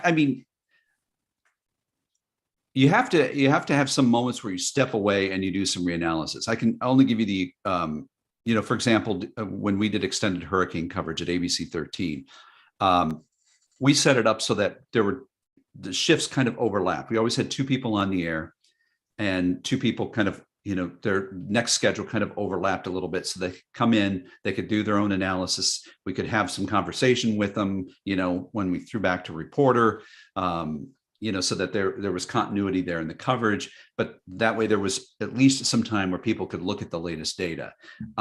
In severe weather coverage, when you're all by yourself, you're doing analysis live on the air. You're sharing the process with your viewer. And I don't think there's anything wrong with that. I've got a client, KSAT in San Antonio, Adam Caskey, James, like you talk about, your Dollar Generals and where the McDonald's are, Adam Caskey does a lot of hunting, and it's fun to watch him do extensive, he calls it an app cast. He'll show up on the app and he'll talk for an hour about strong thunderstorm, not even severe thunderstorm. And he'll talk about, there's a I don't even know the term because I'm not a hunter, but he'll be like, there's a dove field down here, it's a crossroads, and he knows all the hunting places, and he knows every back road in his market, and it's amazing to watch him. But what is even more fascinating to me is that he'll do his analysis live on the air, and he walks the viewers through it. The one thing I want to check here is we're starting to see some rotation. And he doesn't just pop the velocity, explains what the velocity is. And then he said, I want to check this and I want to check that. And it's great TV because the viewers feel like they're part of it. It's not a presentation. It's a discussion, although the viewers aren't really participating in that discussion, but he's discussing with them what he's seeing in the atmosphere. And it's fun to watch him. All right. Well, again, we're all feeling our way in the dark, and we've tried to put more emphasis on YouTube and a lot of, and understand, Tim, there's only so much we can do. The corporate folks decide that they make most of the calls here. And a lot of the corporate folks would rather people watch the station's live stream instead of YouTube. They want you to go to the website or the app or the proprietary stream. And, that's loaded with commercials, which I understand. It pays our salary. And again, I have a fiduciary responsibility to maximize shareholder profit for this company. That is the reason they hired me. In addition to forecasting the weather, I have to be cognizant of that. But at the same time, folks like my wife, who is, my age, she's not a tech person.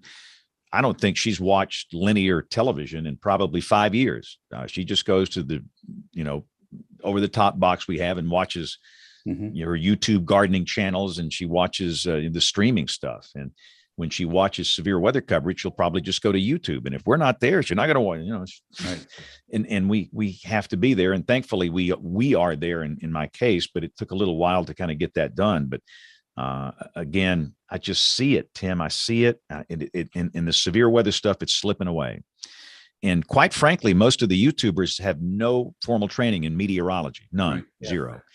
And they have an audience that follows them with a religious passion, a zeal almost. And, I choose not to look at that as competition. I choose to look at that as something we can learn from. And again, we've got to reinvent this whole thing. So, and I'm doing live on, YouTube and Facebook twice a day, kind of advanced discussion type stuff. I just think it's the right thing to do. I'm trying to reach an audience that we'll never reach on television. But Tim, can we survive here? Because television stations have always relied on advertising back when Troy and I did this.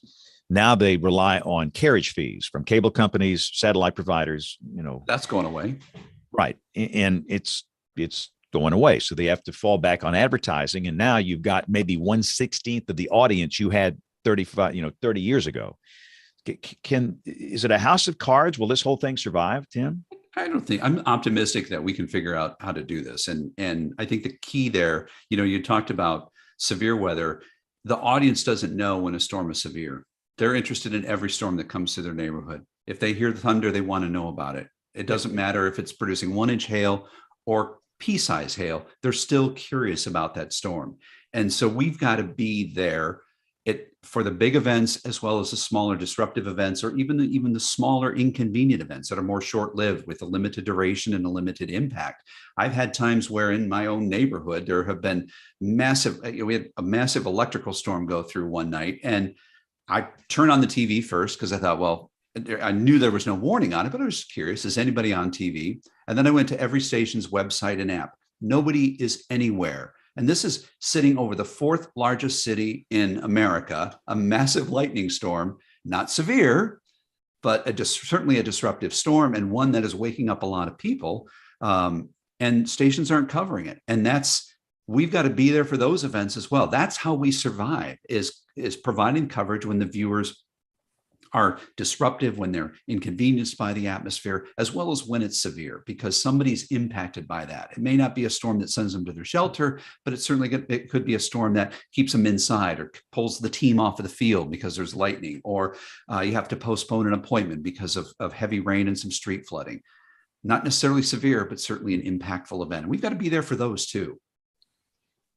And that would involve jumping on live streams, not on television, if you have a non-severe storm, but you Right. hop on your station's live stream, social, whatever you've got to do that. And I agree that's where the TikTokers and the YouTubers are going to beat you all the time. You got this old school thinking, well, there's no tornado warning. Right. I don't have to be on television. Right. But if you've got this incredible thunderstorm that's not severe by classic definition, Right. it's lighting up the city and everybody's talking about it, and that's all people want to know about. They're searching, trying to find information. They're going to go to the TikTok guy or the YouTube guy that's there. And if you're not there for them, they're going to go find somebody else. And that goes back to my time management problem. I've got to be there 24/7 for these people. I just do. It just, How much do you, let me ask you a question, James. How much do you rely on the rest of your team to be there when you're not? And again, let me just say that I've got the best young person working with me on the morning shift I've ever had. I mean, she's brilliant, just brilliant. And, I'm hoping when I drop dead, she'll be the one that takes my place. But they typically don't have the social media followers, and I'm not going to give them a password, Tim. I just can't do that. No. It's a scam. No. If it's a James Spann deal and I've got, somebody else running it, then I just don't like that. They don't have the social media oomph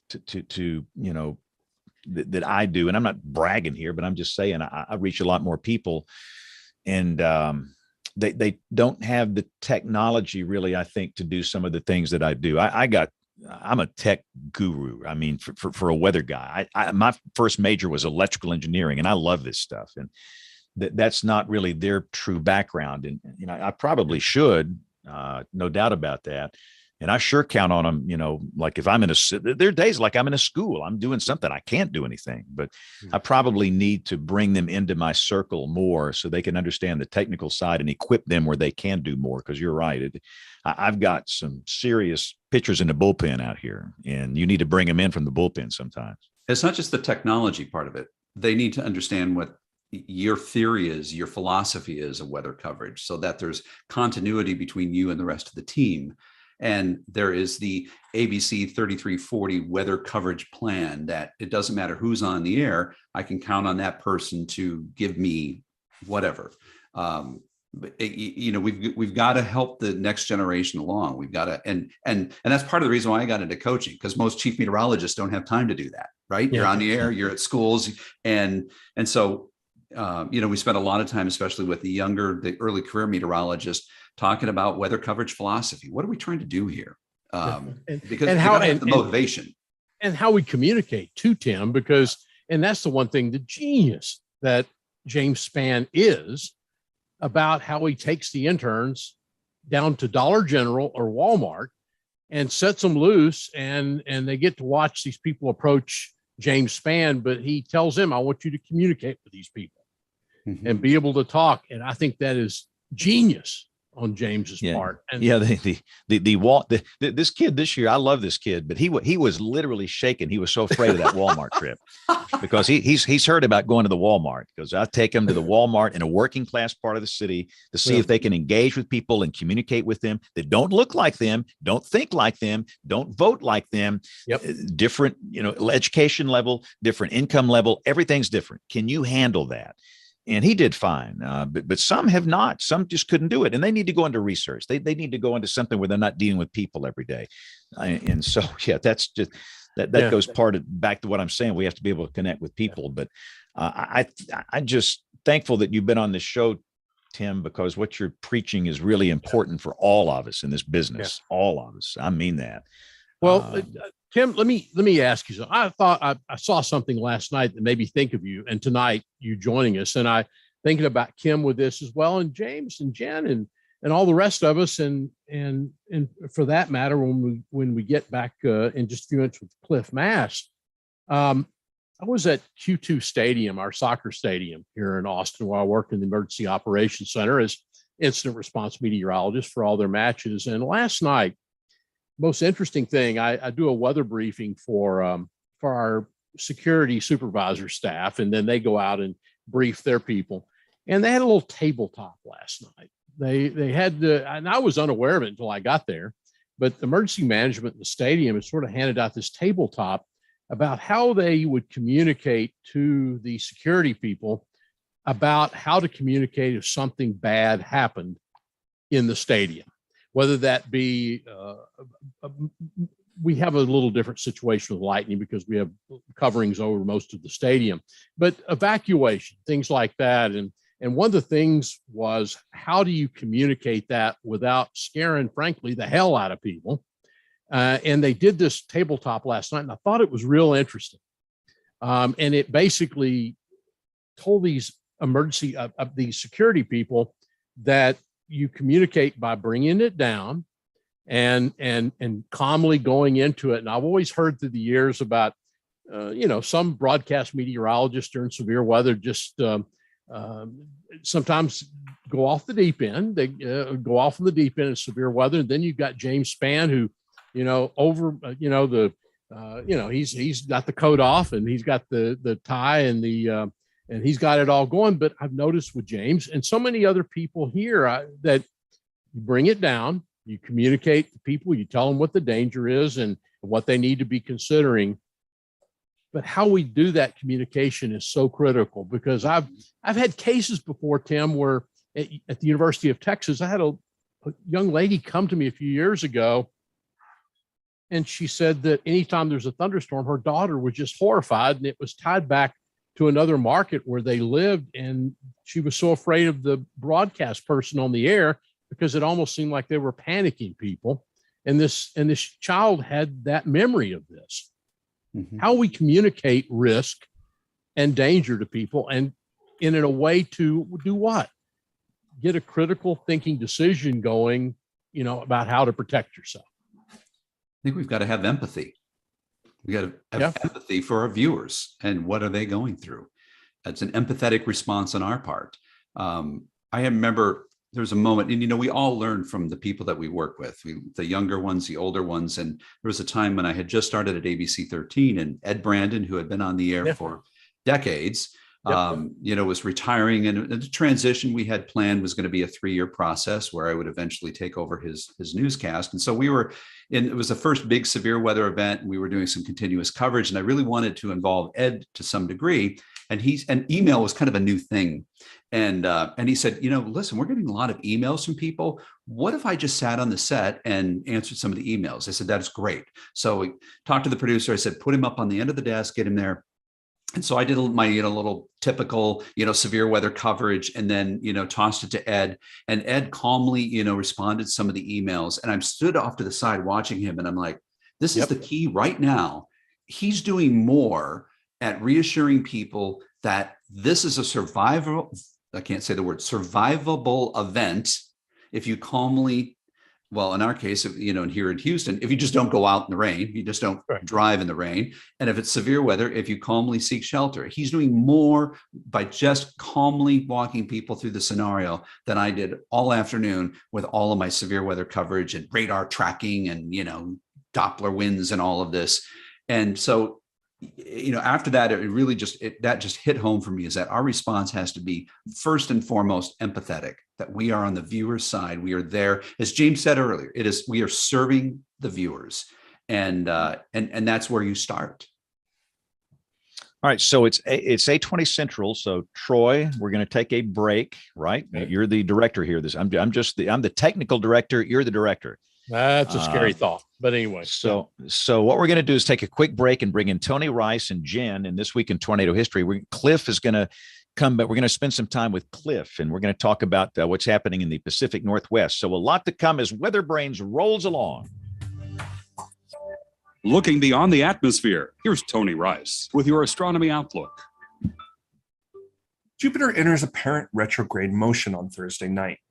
Retrograde is when a planet, for a few weeks or months, appears to be moving backwards from its normal easterly progression against the background of stars. This happens as Earth passes that planet. This changes perspective, making it appear to move backwards, much like passing a car on the highway. That perspective is really strong thanks to the background of stars being a couple thousand light years away. Retrogrades aren't especially rare. They happen about 3 to 4 times a year. They appear to be a pretty big deal in astrology. I guess that's because they're infrequent enough to seem special, but not so rare as to be foreboding. Not my area of expertise. But retrogrades, specifically the history of working out what caused them, are special. Understanding what was going on here helped usher out an Earth-centered model of our solar system and usher in the sun-centered model that we know and love today. Back in the 1500s, mathematician and astronomer Copernicus offered the sun-centered model as a simple explanation for why planets were doing this in the sky. The beauty of the explanation was in its simplicity, something that the previous explanation lacked. It had been around since Greek astronomer Ptolemy had offered it up around 350 BC. Now, it relied on a complex system of wheels within wheels. Think of a spirograph. Jupiter will appear to pretty much stand still night over night as the Earth rounds the bend for the next week or so. Then it will slowly begin moving westward until November, when it reaches opposition at its closest and brightest. Mars will also do some retrograde of its own in late October. It draws elegant sweeping loops in the sky thanks to a greater tilt in its orbit around the sun. That's your astronomy outlook. Follow me at RTP Hokie for more spacey stuff like this. This week in tornado history, a tornado outbreak occurred across parts of the Mid-Atlantic and into the Northeast on July 27, 1994. The Storm Prediction Center database shows a total of 25 tornadoes spanning 4 states: Virginia, Maryland, Delaware, and Pennsylvania. The strongest tornadoes were rated F3, both in the state of Pennsylvania. One was in Chester County. It traveled 4 miles and caused 11 injuries. The deadliest tornado of the outbreak, though, hit parts of Montgomery County, Pennsylvania. The official path length is only 2 miles. For the storm data entry, there were eyewitness reports of a funnel cloud near the Royersford area. It became a tornado in Limerick, just to the northeast of Linfield Road. The tornado paralleled Limerick Road on its western side and moved right over a housing development called the Hamlet. It was a newer development, and per storm data, of the 27 inhabited houses, 4 were leveled, 16 were damaged beyond repair, 1 under construction was destroyed, and only 7 remained livable. The damage in this development alone was $2 million.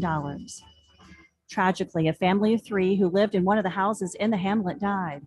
Per an article in the Morning Call in Allentown on July 29th, Daniel J. Thompson III and his wife Laura, both 28, and their 10-month-old daughter Michaela were killed.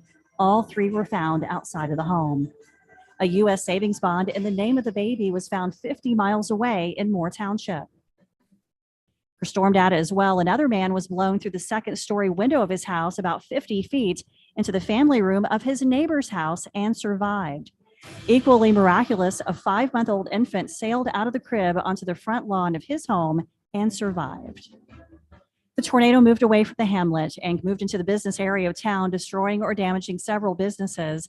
Damage occurred at the Limerick Firehouse, The twister missed the Pico Energy's nuclear power plant by just over 2 miles and lifted in the Limerick Garden of Memory Cemetery. Read more about this event at tornadotalk.com. Well, we're back, and thanks again for Jen for that, and Tornado Talk, and what a great website. So go hang out with Jen and all the folks that work so hard to keep that. It's such a great site, Jen, and again, everyone doing an amazing job with that. We're going to get Cliff back on the line in just a second. We want to talk about the weather over the Pacific Northwest. A lot of talk about that, and this. I don't know how to describe it anymore. I'm not sure we have a way of describing, any of us, this summer of 2022, this ridge that is set up in the upper levels of the atmosphere all the way across the southern plain states, and has, I forget what it was, Kim, back a couple of weeks ago, or within the last week or so, about the temperatures up in central Oklahoma. So I've got to wonder, guys, for a bit, how entrenched the whole thing is over the central and southern plains into the southwest U.S. and so forth, about how this pattern breaks. And by the way, Cliff is here, Troy. Yeah, I saw Cliff joining us back, but and that's what Cliff is talking about in his blog, which I think Cliff was posted 24th. So posted yesterday, talking about the heat wave over the northwestern part of the U.S. But I want to see how this thing is going to break. Like I told you at the top of the show, I'm sort of looking forward to the 40 days of rain here, 40 days and 40 nights at some point.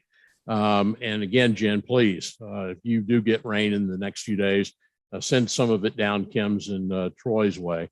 But I want to bring back on Cliff Mass, again, professor, atmospheric sciences at the University of Washington, fellow of the AMS, by the way, friend of the show, and involved in a lot of stuff. But I'll tell you, if you don't, at least every couple of days, go to cliffmass.blogpost.com. That's right, Spot. It's blogspot.com. yeah, exactly. If you don't go look at this, it's worthwhile to go do it, because you really learn, and you say, well, I'm not up with Cliff in the Pacific Northwest. It doesn't make any difference. It's a good read, and really recommend you do that. And Cliff, in this latest post that you made yesterday, you're talking about some of this as we begin to see a strengthening of this ridge in the western U.S. begins to sort of get to that part of the country in the coming days, correct? Right. So we have a ridge that's developing out in the Eastern Pacific. And so we're slowly warming up. Today got to 87. Tomorrow will be in the low 90s. And we'll have another day around 90 degrees as well. And then we'll start slowly grading down. So pretty sure that's what's going to happen here. It's not going to be super hot on the west side, because the way the high pressure of the surface is offshore. We'll have some onshore flow. And so that'll keep us from getting really, really warm. But where it will get warm will be Eastern Washington, where they'll get temperatures up to around 110 as we get into Wednesday and Thursday. Well, I did notice this afternoon, Cliff, that and one of the places that I've always liked, I've been out there for a couple of upper air releases in the past, but out at Quileute Prairie at the airport out there, northwest of Forks. Today, I saw one of the hourly readings, and they were pretty close to 80 out there this afternoon. Right. So, and any time, and what is in that airport, that old airport is what? That's not how far from the Pacific coast. It's right there, basically. Right. Well, the only way for them to get warm is to get offshore flow. Right. Exactly. I mean, that's the secret. In fact, they can be extremely warm with offshore flow. Last year's heat wave, they got up to 110. And that's when there was sinking or subsidence on the Olympic mountains. Right. So your thought is in the next few days to see the temperatures come up, and then beyond that begin to rebound, fall back again? But slowly. It's not going to be the kind of crisp cooling that we often see at the end of heat waves, where we have a really good onshore push. This is going to be slow intensification of the marine air coming in. Around here on the West Coast, everything is, whether it's offshore or onshore flow, that's If you want to understand heat waves, you have to understand that. Okay. Gang, get involved in the discussion here. Dr. Mass, 3 summers ago, I made the beautiful drive from Pasco down Highway 14 on the north side of the Columbia River. And I was stunned at how hot it was. And we're talking probably this would have been early August. And we'd stopped several of the little scenic turnouts to get out, and my kids immediately thought it felt like a hairdryer. And then you hit the magic point up the Columbia River closer to Portland where the onshore flow happened.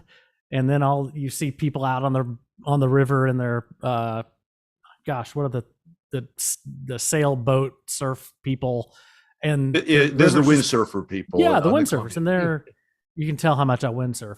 So, but when you mark that point, and then you get out, and the car thermometer drops into the low 80s and 70s, and it was incredible.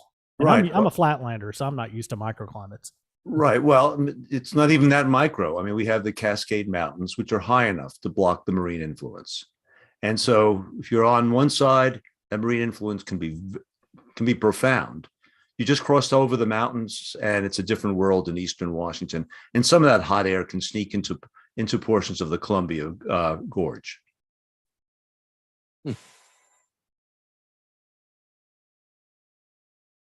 So it's an interesting meteorology here. There's a lot of complexity to the terrain.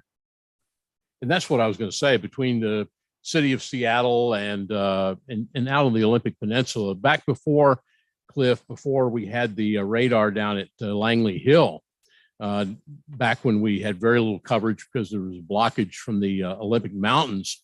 I remember one day being out at Claylock out on the West Coast out there, and actually getting a fairly heavy rain with hail, essentially out of some convective activities that moved on shore.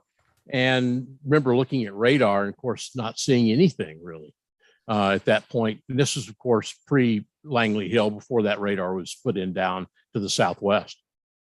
Right. And in fact, people who move to the northwest, they're kind of disconcerted about what happens here after fronts go by. When a cold front goes by in the central and eastern United States, a lot of times the action's over. You get to the subsidence, it cools off, but it dries. That's not true here. When we get a cold front going through, that cold air going over the warm water, relatively warm water, it's unstable, and we get these showers and sun breaks. So post-frontal here is often showery, which is different than the central and eastern United States. Yeah. Go ahead. Sorry. I was going to say, I'll tackle the, big gorilla here that nobody wants to talk about. The climate connection, Cliff. You've been demonized by some people, the denier and all this stuff. I mean, how do you maneuver your way through people that ask questions about climate and heat waves? Is weather climate? Is climate weather? Does weather not exist anymore? Right. It's all politicized. It's the same problem I mentioned here in my business. Everything's politicized. People are sick of the news. They're sick of hearing the Trump, Biden, all this stuff. It's just so. Explain your take on the climate connection with these weather events like this heat that's coming where you are. Sure, I've published in the peer-reviewed literature about heat waves. So it's not like I haven't been involved in this. I'm working on several papers right now. It's become extremely politicized. And it's true, some people are demonizing me, but I'm just trying to tell the truth, based on the peer-reviewed literature. And I think it's really not very hard to understand this. Global warming is real. We're slowly warming up, no doubt about that. Humanity is probably the cause of a substantial portion of it, but it's only 1 or 2 degrees Fahrenheit. So the global temperature has warmed up about 1.1 degrees centigrade over the last 70 years. So there is a warming that's going on. But these heat waves are a different animal. They're not 1 degree or 2 degrees above normal. They can be 20 or 30. Right? The heat wave we had last year was 30 or 40. And there's no way global warming could be doing that unless there's some kind of amplifier. And that's what I've been studying, that issue. Is there an amplifier? And here in the West, there does not appear to be an amplifier. So you can have a heat wave like we're going to have the next few days of 10 or 15 degrees above normal. Maybe 1 or 2 degrees of that is global warming that mankind's behind, but the rest is natural. The next is natural variability. So I think that's the truth, that natural variability is dominant in producing heat waves, but we've added a little bit to them. They'd still be a heat wave even without global warming, but we made them a little bit worse. I think that's the truth. And it's hard to maneuver through this subject because everybody gets their back arched and they just get all upset about it. I'd like to listen to all views on climate. I really do. And it's so sad that people will basically just stop. They don't want to even talk about it anymore. And we used to have the buzzer on the show because everybody got all mad and upset about it. But do you feel like you're being muzzled by some of the climate activists at all?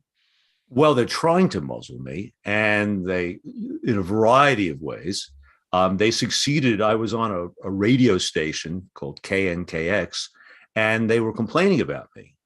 And they said, they didn't like what I was saying on my blog, not on the radio, but on the blog. And so they went to the station. The station actually investigated me. You had some people investigate my science. The I team. Anyway, they found out, everything. The investigators, who actually were a member of an activist group, they had to agree that what I said was correct. And so it was tremendous pressure put on that station to get rid of me. Eventually, they found another excuse to do it.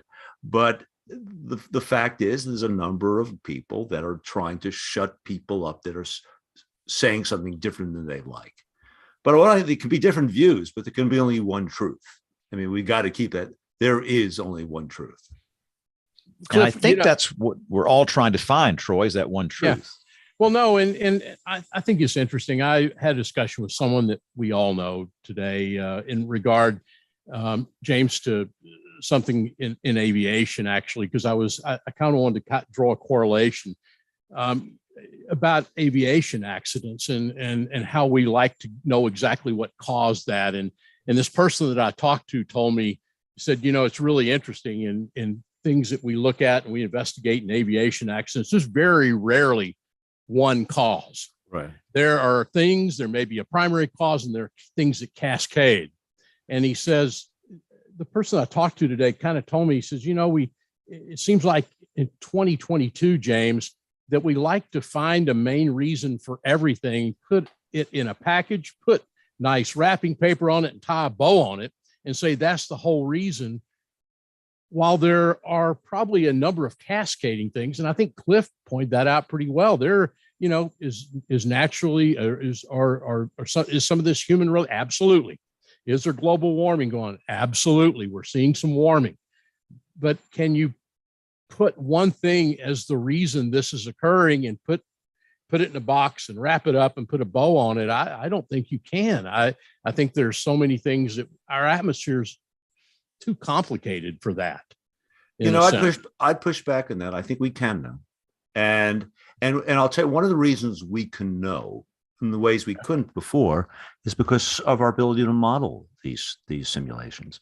We had virtually perfect predictions of that heat wave last year, the great heat wave, perfect predictions days ahead of time.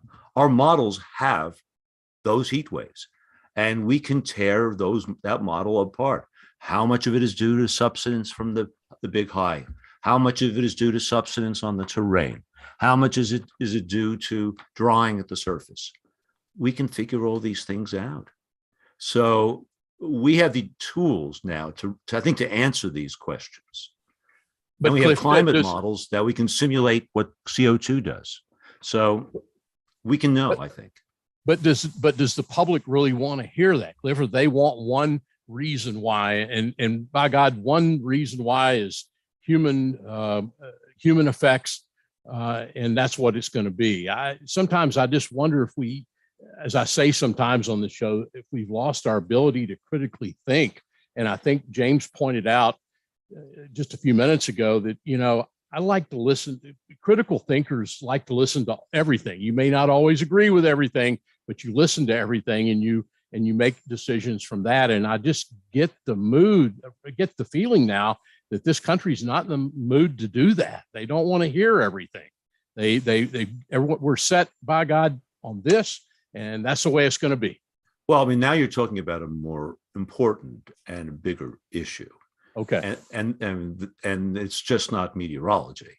I mean, we are having the intrusion of politics, political viewpoints, social viewpoints into new areas, and that's including science and meteorology, where it wasn't so much like that 30, 40 years ago.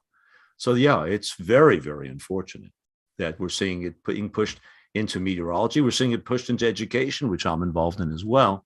So it's not a good time in that respect. But Cliff, is that something you said 30 or 40 years ago? I would almost contend this is something 5 or 6 or 7 years ago that seems like it's just changed in the last 5 to 10 years. Right. And I think that's probably true. It has gotten bad 5 and 10 years. And in fact, I can even suggest what's part of the problem, and that's social media. I mean, social media has been gasoline on dividing people, the American people and other people up. And so it's allowed us to be in our own little echo chambers and to think we understand something we really don't understand. It also is a way of not getting diversity of ideas because we're in our own little echo chamber.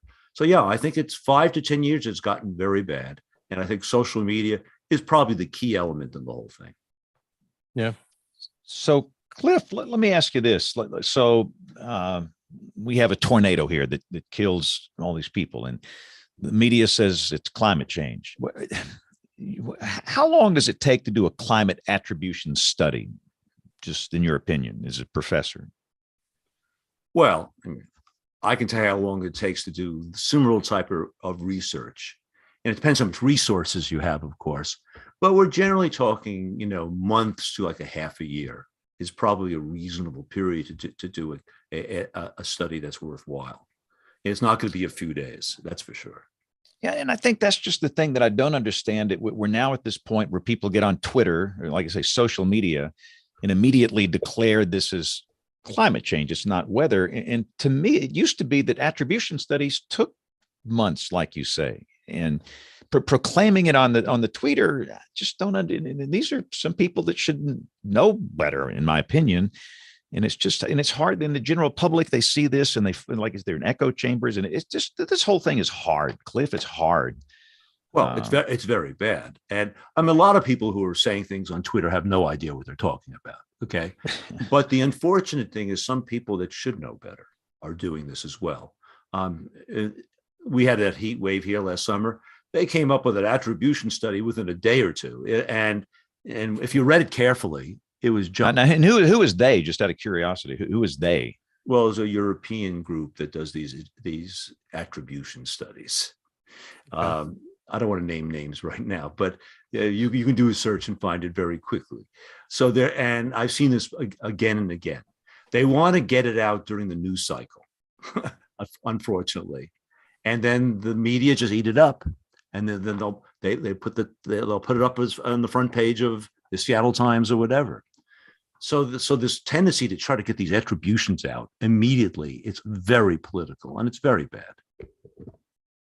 So, how do you, and that's my problem. I will, I'm just an observer. I'm sitting in the studio and I see this all the time in the newscast, and they don't ask me, which is fine, but it is very frustrating in that we're getting these immediately weather events are now climate events. Does weather even exist anymore, Cliff? Or is it all climate now? Well, depends who you talk to. We know the difference as professionals, the difference between weather and climate. And what we must do is we must have integrity. And, people who are in the media are the station scientists. People like me are the academic scientists. And we have to tell the truth and say, no, you cannot do this attribution study this quickly. What you're saying does not make sense. And we have to stand up against it. We have to the public deserves the truth. So the public can't do the right thing. The correct decisions cannot be made unless the truth is being told. We have to do that. Do you self-censor yourself on this subject at all, or do you not care? Well, Not that much because I have my blog. You know, when I was on the radio station, I did censor myself. They told me not to talk about climate because the climate activist types got too upset about it, right? So I stayed with weather. So that's censoring of its sort, right? The nice thing of having your own social media is that you don't have to do that. You can tell what you think is the truth, and you don't have to worry about it. The only thing you have to worry about is whether you'll be taken off by Google or Twitter or whatever. You do have to worry about that. Deplatformed. Troy, ever been deplatformed? Nah, I don't think so. Yeah. Too long a word for me. So, This is something similar that epidemiologists and virologists faced with when COVID-19 was coming out. Journalists are not scientists. Yeah, it does sound like I'm sticking up for journalists in a way, but they're not scientists. They're not trained. They see citation from somebody that is a scientist, so that's good enough for them. And then it pops in and they're off to the next looking for a quote or a citation. And that's just kind of what they do. And this gets back to the social media thing. Right now, the traditional media is much weakened. They don't have the personnel or the time to go into depth in stories. There used to be science reporters that could spend days on a story. They can't do that anymore. In addition to that, because of social media, and if they want to make money, the way they make money is for clicks on their online media, right? So they have to hype up stuff, exaggerate that stuff, prey on people's fears and anxiety to get the clicks. So so when we need the media more than ever, they've been weakened more than ever. That's part of the problem as well. And social is kind of the great equalizer in perception of the message.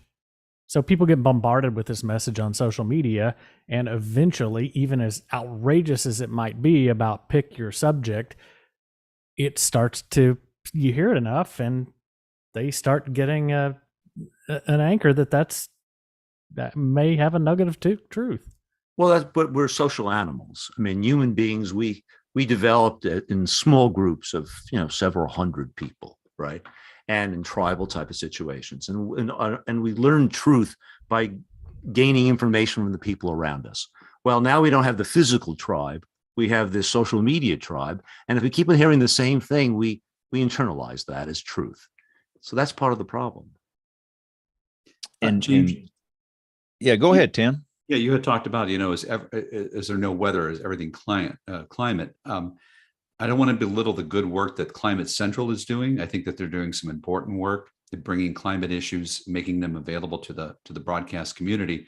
But I do get concerned when every weather event generates an email from them about climate. And so I think that may be why we're seeing more climate news from the local broadcasters, because we're getting the graphics, we're getting the story, and we don't have time to vet it. We don't have time to peer review it.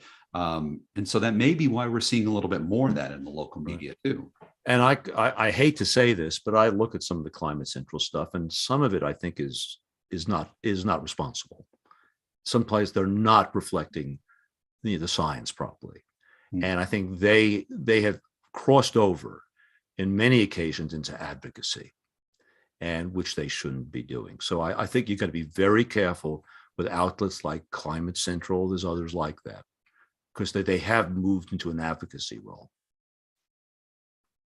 And again, I'm with Tim here. I'd love to read the Climate Central emails I get. I'd love to read all these different perspectives, but it can be rather overwhelming. And that's and the other problem I've got. I believe I was born on this earth to mitigate loss of life when there are tornadoes flying. That's what I do.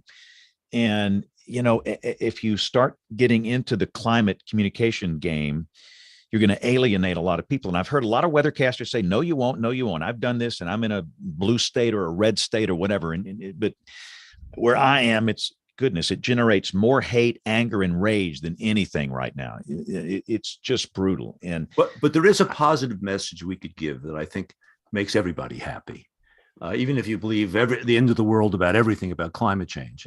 And that is our technology of forecasting has gotten so good in the last few decades, and our ability to communicate instantly have gotten so good that we can now protect people against severe weather, whether it's natural or whether it's due to global warming. If you want to believe that, we have the ability now to protect people and warn people in an extraordinary way. I mean, we've gained both the forecasting skill and the communication skill at the same time. And so, we can radically reduce the loss of life due to severe weather because of what we can do. I mean, that we never should forget that. Yeah. Cliff, do you worry about global warming at all? Oh, I do worry about it in the sense that it's only going to get worse. Right now, it's only it's 1 or 2 degrees, right? And if we keep on going the right direction we're going, obviously it'll be more later in the century. But I think the facts are clear that it's not an existential threat that some people are saying. In fact, if you read the IPCC report, the Intergovernmental Panel on Climate Change, which is sort of the consensus of world scientists, they talk about by the end, even if we go crazy with coal, the worst scenarios, the human wealth gain will be down by about 2.5%. In other words, we'll be just a few percent less richer at the end of the century. There's no cataclysm here. The U.S. climate assessment says the same thing. And so we're not faced by an existential threat. And human beings have a tremendous ability to adapt. Now, just to give you a wonderful example, back in the 1960s, there was a hurricane, a cyclone that hit Bangladesh, and 500,000 people died. A more severe storm happened just a few years ago, and 24 people died. We have the ability, because of forecasting and other reasons, to really adapt to a lot of this stuff. It gets hotter, we have air conditioning. But we have adaptation. First, the thing is not going to be as bad as some people say. Secondly, we have the adaptation. And then I am extremely optimistic about energy sources. We're going to figure fusion out one day. It's going to happen. If it doesn't happen next year, it'll happen 5 or 10 years from now. We have fission nuclear power. So, I mean, there's so much we can do to produce energy. There's so much we can do to adapt. And even if the worst happens, it's not the end of the world. That's how I look at it. I hate to wrap because this is a very interesting subject, but we do have to move on here, Troy. Thanks for your note here. So tell you what, we got to do picks of the week, and we're going to wrap this up. So for Cliff and for Tim, you'll need to come up with something really cool that's weather related. But first off, let's see if by chance we just might have an email or two we need to read tonight. Letters. We get letters. We get stacks and stacks of letters. We do have an email from Rick Halterman from Union, Kentucky. A quick thanks to you guys. I'm an old guy, not as old as James. So I'm glad he clarified. Wow. Yeah, I like it. Who asked you guys for learning resources for continuing weather education, and you guys pointed me to Comet MetEd. New class is available on the site called Communicating Probabilistic Forecasts. I highly recommend it for anyone that is involved in the chain of communications of probabilistic forecast information. He's going to make me say probabilistic one more time. Practicing effectively communicating probabilistic information has already been useful within my circles of amateur radio Skywarn and with friends and family. So, Rick, I'm so glad that we were able to give you good advice for once and actually had something that was helpful. I'm just kidding. No, guys, this is why we're here. We love answering your email. If you have questions like this, or if you just like, well, I want to learn about something, where can I go? We will certainly try to get back to you and give you some resources to be able to do that. So please shoot us an email at weatherbrains.com and let us know what questions you have. If you have some guest ideas, any other funny things that you like to throw away. James A loves puns. So if you want to throw some of those our way, that would be great. Just keep them clean, please. And then if you would like to sign up for our newsletter, you can do that on our website. We send those out every Thursday morning. So there's a little link on the website. Click on that, give us your email. We will send you more brainy stuff on Thursday mornings. Back to you, Span. Say probabilistic one more time. I like the way you say it. Probabilistic. Yes. Wow. See, that's why she's good. All right, let's do picks of the week. Let's start with Jen. While you're on the line, let's just go. What's your pick of the week? So my pick of the week is a summary from Tornado Talk, and there's a photo of me in a graveyard. That it's just, you're probably wondering, why is she in a graveyard? It's a drone photo of the McCutcheon Monument. This is let me scroll through the summary here. I went with my little chipmunk Nick, and we took the drone up to the Centerville area in Pennsylvania. And this monument is in the middle of a cemetery. And back in 1936, July 27th to be exact, there were 2 tornadoes that went through this area. And this monument was, it's a 60-foot tall obelisk that was knocked off. And so you can see the remains of it at the top. So we took the drone up and took a photo of it. And I was just making sure he didn't crash the drone. But no, it was actually kind of a cool thing. He has a summary all about this, and then through those recent photos in there as well. We're actually going to make another trip to Pennsylvania to go see a bridge, and all of a sudden it's gotten late. He's going to the Kinzua Bridge. He was going to kick me if I didn't remember. The Kinzua Bridge was hit a few years back, and we're going to go look at some of the remains from that as well. So I'm starting to make a few more trips out with some of the crew and looking at doing some tornado history and meeting folks and getting out there, as James, like you like to do, get out with the public and start talking to folks. I love it. I love talking to people. And when you start asking about a tornado that hit a community, and they will tell you all their stories that they know. So that's been cool. But that's my pick this week. Awesome. Great pick. Thanks so much, Jen. All right, James, give us something good. Go. All right. Mine is a meteogram from the Oklahoma Mesonet from last, I guess it was the 19th of July. So last week. We had a ridiculous start for July and a ridiculous end of the afternoon. This is just to the northwest of Stillwater, for those who are familiar with Oklahoma. 58 degrees in the morning, a high of 110. So that is a ridiculous diurnal range for Oklahoma in July. And then just to throw in good measure, we had a heat burst after midnight that night. You can actually see the dew point dives and the temp spikes right in there sometime between midnight and 4 o'clock in the morning. So who says July's boring in Oklahoma? Yeah, that's a great pick. Boy, the late, great J.B. Elliott loved those heat bursts. Goodness gracious. All right, Kim, go. What you got for us? Yeah, I have an article actually put out by Dr. Mass's institution, but another center, the Center for Health and the Global Environment, that talks a little bit about heat waves and its intersection with vulnerability. So what gets us these horrible outcomes in heat waves? And it does reference the eventual full attribution study that was done of the last Pacific Northwest event. And if you are interested in seeing how they do try to approach those problems, it is in science in its infancy, and they acknowledge that, but how they parse that out might be of interest. But something that epidemiologists point out is with these, and that's what they talk about a lot in this article, what they point out is even if the contribution is only this couple of degrees, every additional degree you get when you get a really big heat wave, every additional degree you're layering on has a nonlinear effect on the populations. So that drives so many more fatalities. And so, yeah, sure, even if that contribution from man-made causes is small, that's what's killing people. And I think that it's a really interesting article, that it does conclude with some of the epidemiologists giving some of the optimism that Cliff shared, that with better predictions, maybe we can do something to try to help mitigate the loss of life. But critically, we have to acknowledge that these events are happening. And in order for the actions to be taken, especially on the societal preparedness side, the right investments to be made, if you're going to be facing more frequent of these events that are even just marginally hotter, that means a whole lot of infrastructure change for places like Washington. So you might find that really interesting, just to build on the conversation, just like you guys. I'm here to try to mitigate the loss of life. And these two things play together, both the weather event itself and its severity, and how the social systems and organizational systems are ready to adapt or not.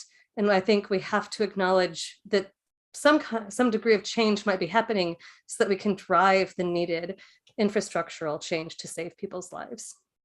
Outstanding. Cannot wait to read that. Yep. Kim, thank you so much. All right, Troy, let's go. What you got for us? I found this one about a week and a half ago, I guess, from our friends over at the Weather Channel, weather.com. And Jonathan Erdman wrote an article called Weather That Makes Us Happy. And he went through and talked a lot about things that if we really got down to it, we would enjoy. Talks about, and I would stress, a distant lightning show, about how much we enjoyed watching that at a distance. And please remember, if you hear the thunder, you need to be indoors. But he talks about that, rainbows, rain when you're falling asleep, soaking during a dry spell, the scent of rain, a break in a heat wave, please. All these sort of things. And I kind of enjoyed the article again, Weather That Makes Us Happy. I like it. We all need to be happy. All right, Cliff Mass, give us a good pick. Give us something great. In what exactly are you looking for here when you say it? Give us a link, a website, a book, a hardware, software, anything weather related. Yeah, it's cool. Okay, I'll tell you one thing that I found that I really found cool. Wildfires have become a big issue in the West. And there's a relatively new site called fuelcast.net that the Forest Service has.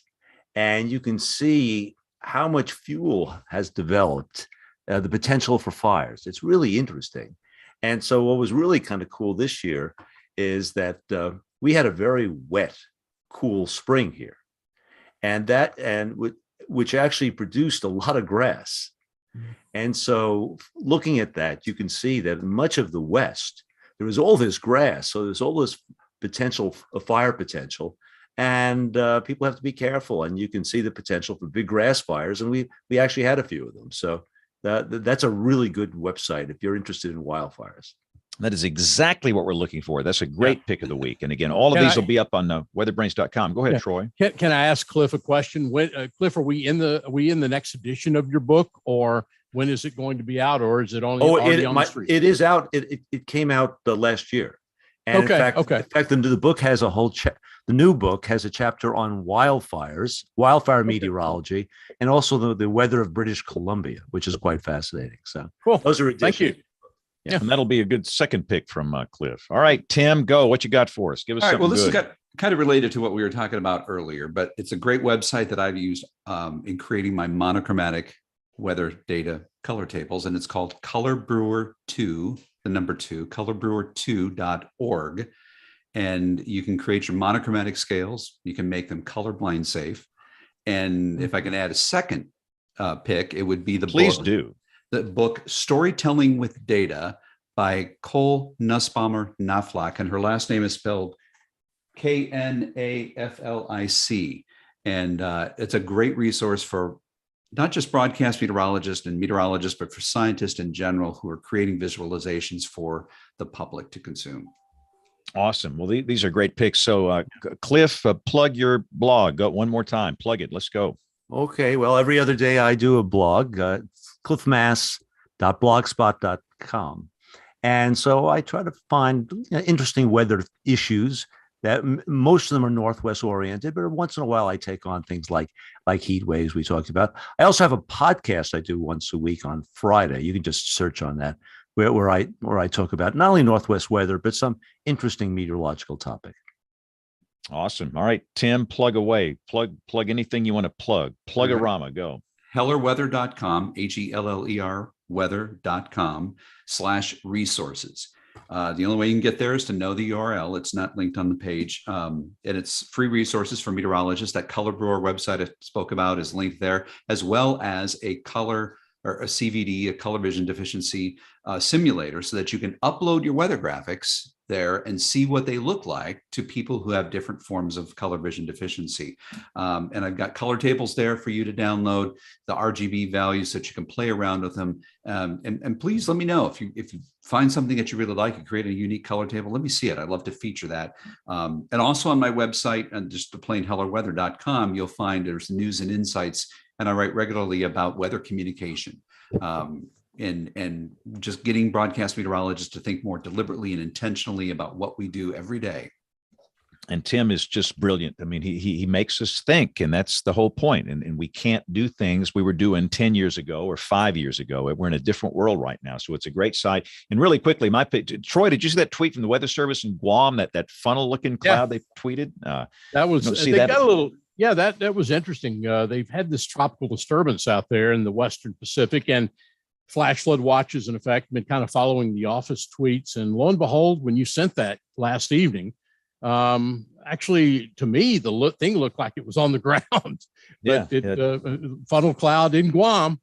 So yep, there you go. You don't see that often. So on that note, we have got to wrap this thing up. So again, thanks to everybody for listening, and thanks to Cliff and Tim for being our guests. Fascinating discussion tonight. If you'd like to respond, have a comment, just send us an email. The email address is weatherbrains.com. And for those that are new, we're typically on the air every Monday night at 8 o'clock Eastern, 7 o'clock Central. We have a new YouTube channel for WeatherBrains. You'll find us over there. But we know that most of you listen. So thanks to all of you, whether you watch or listen. And on behalf of the entire WeatherBrains crew, I'm James Spann. Thanks for listening. Have a great week, and God bless. Thanks, everybody. Great show. Great discussion. Thank you, Cliff. Thank you. Thank you, Tim. Cliff, Tim. Thanks, everybody. I hope I didn't get too serious here. No, it was all good. It was great.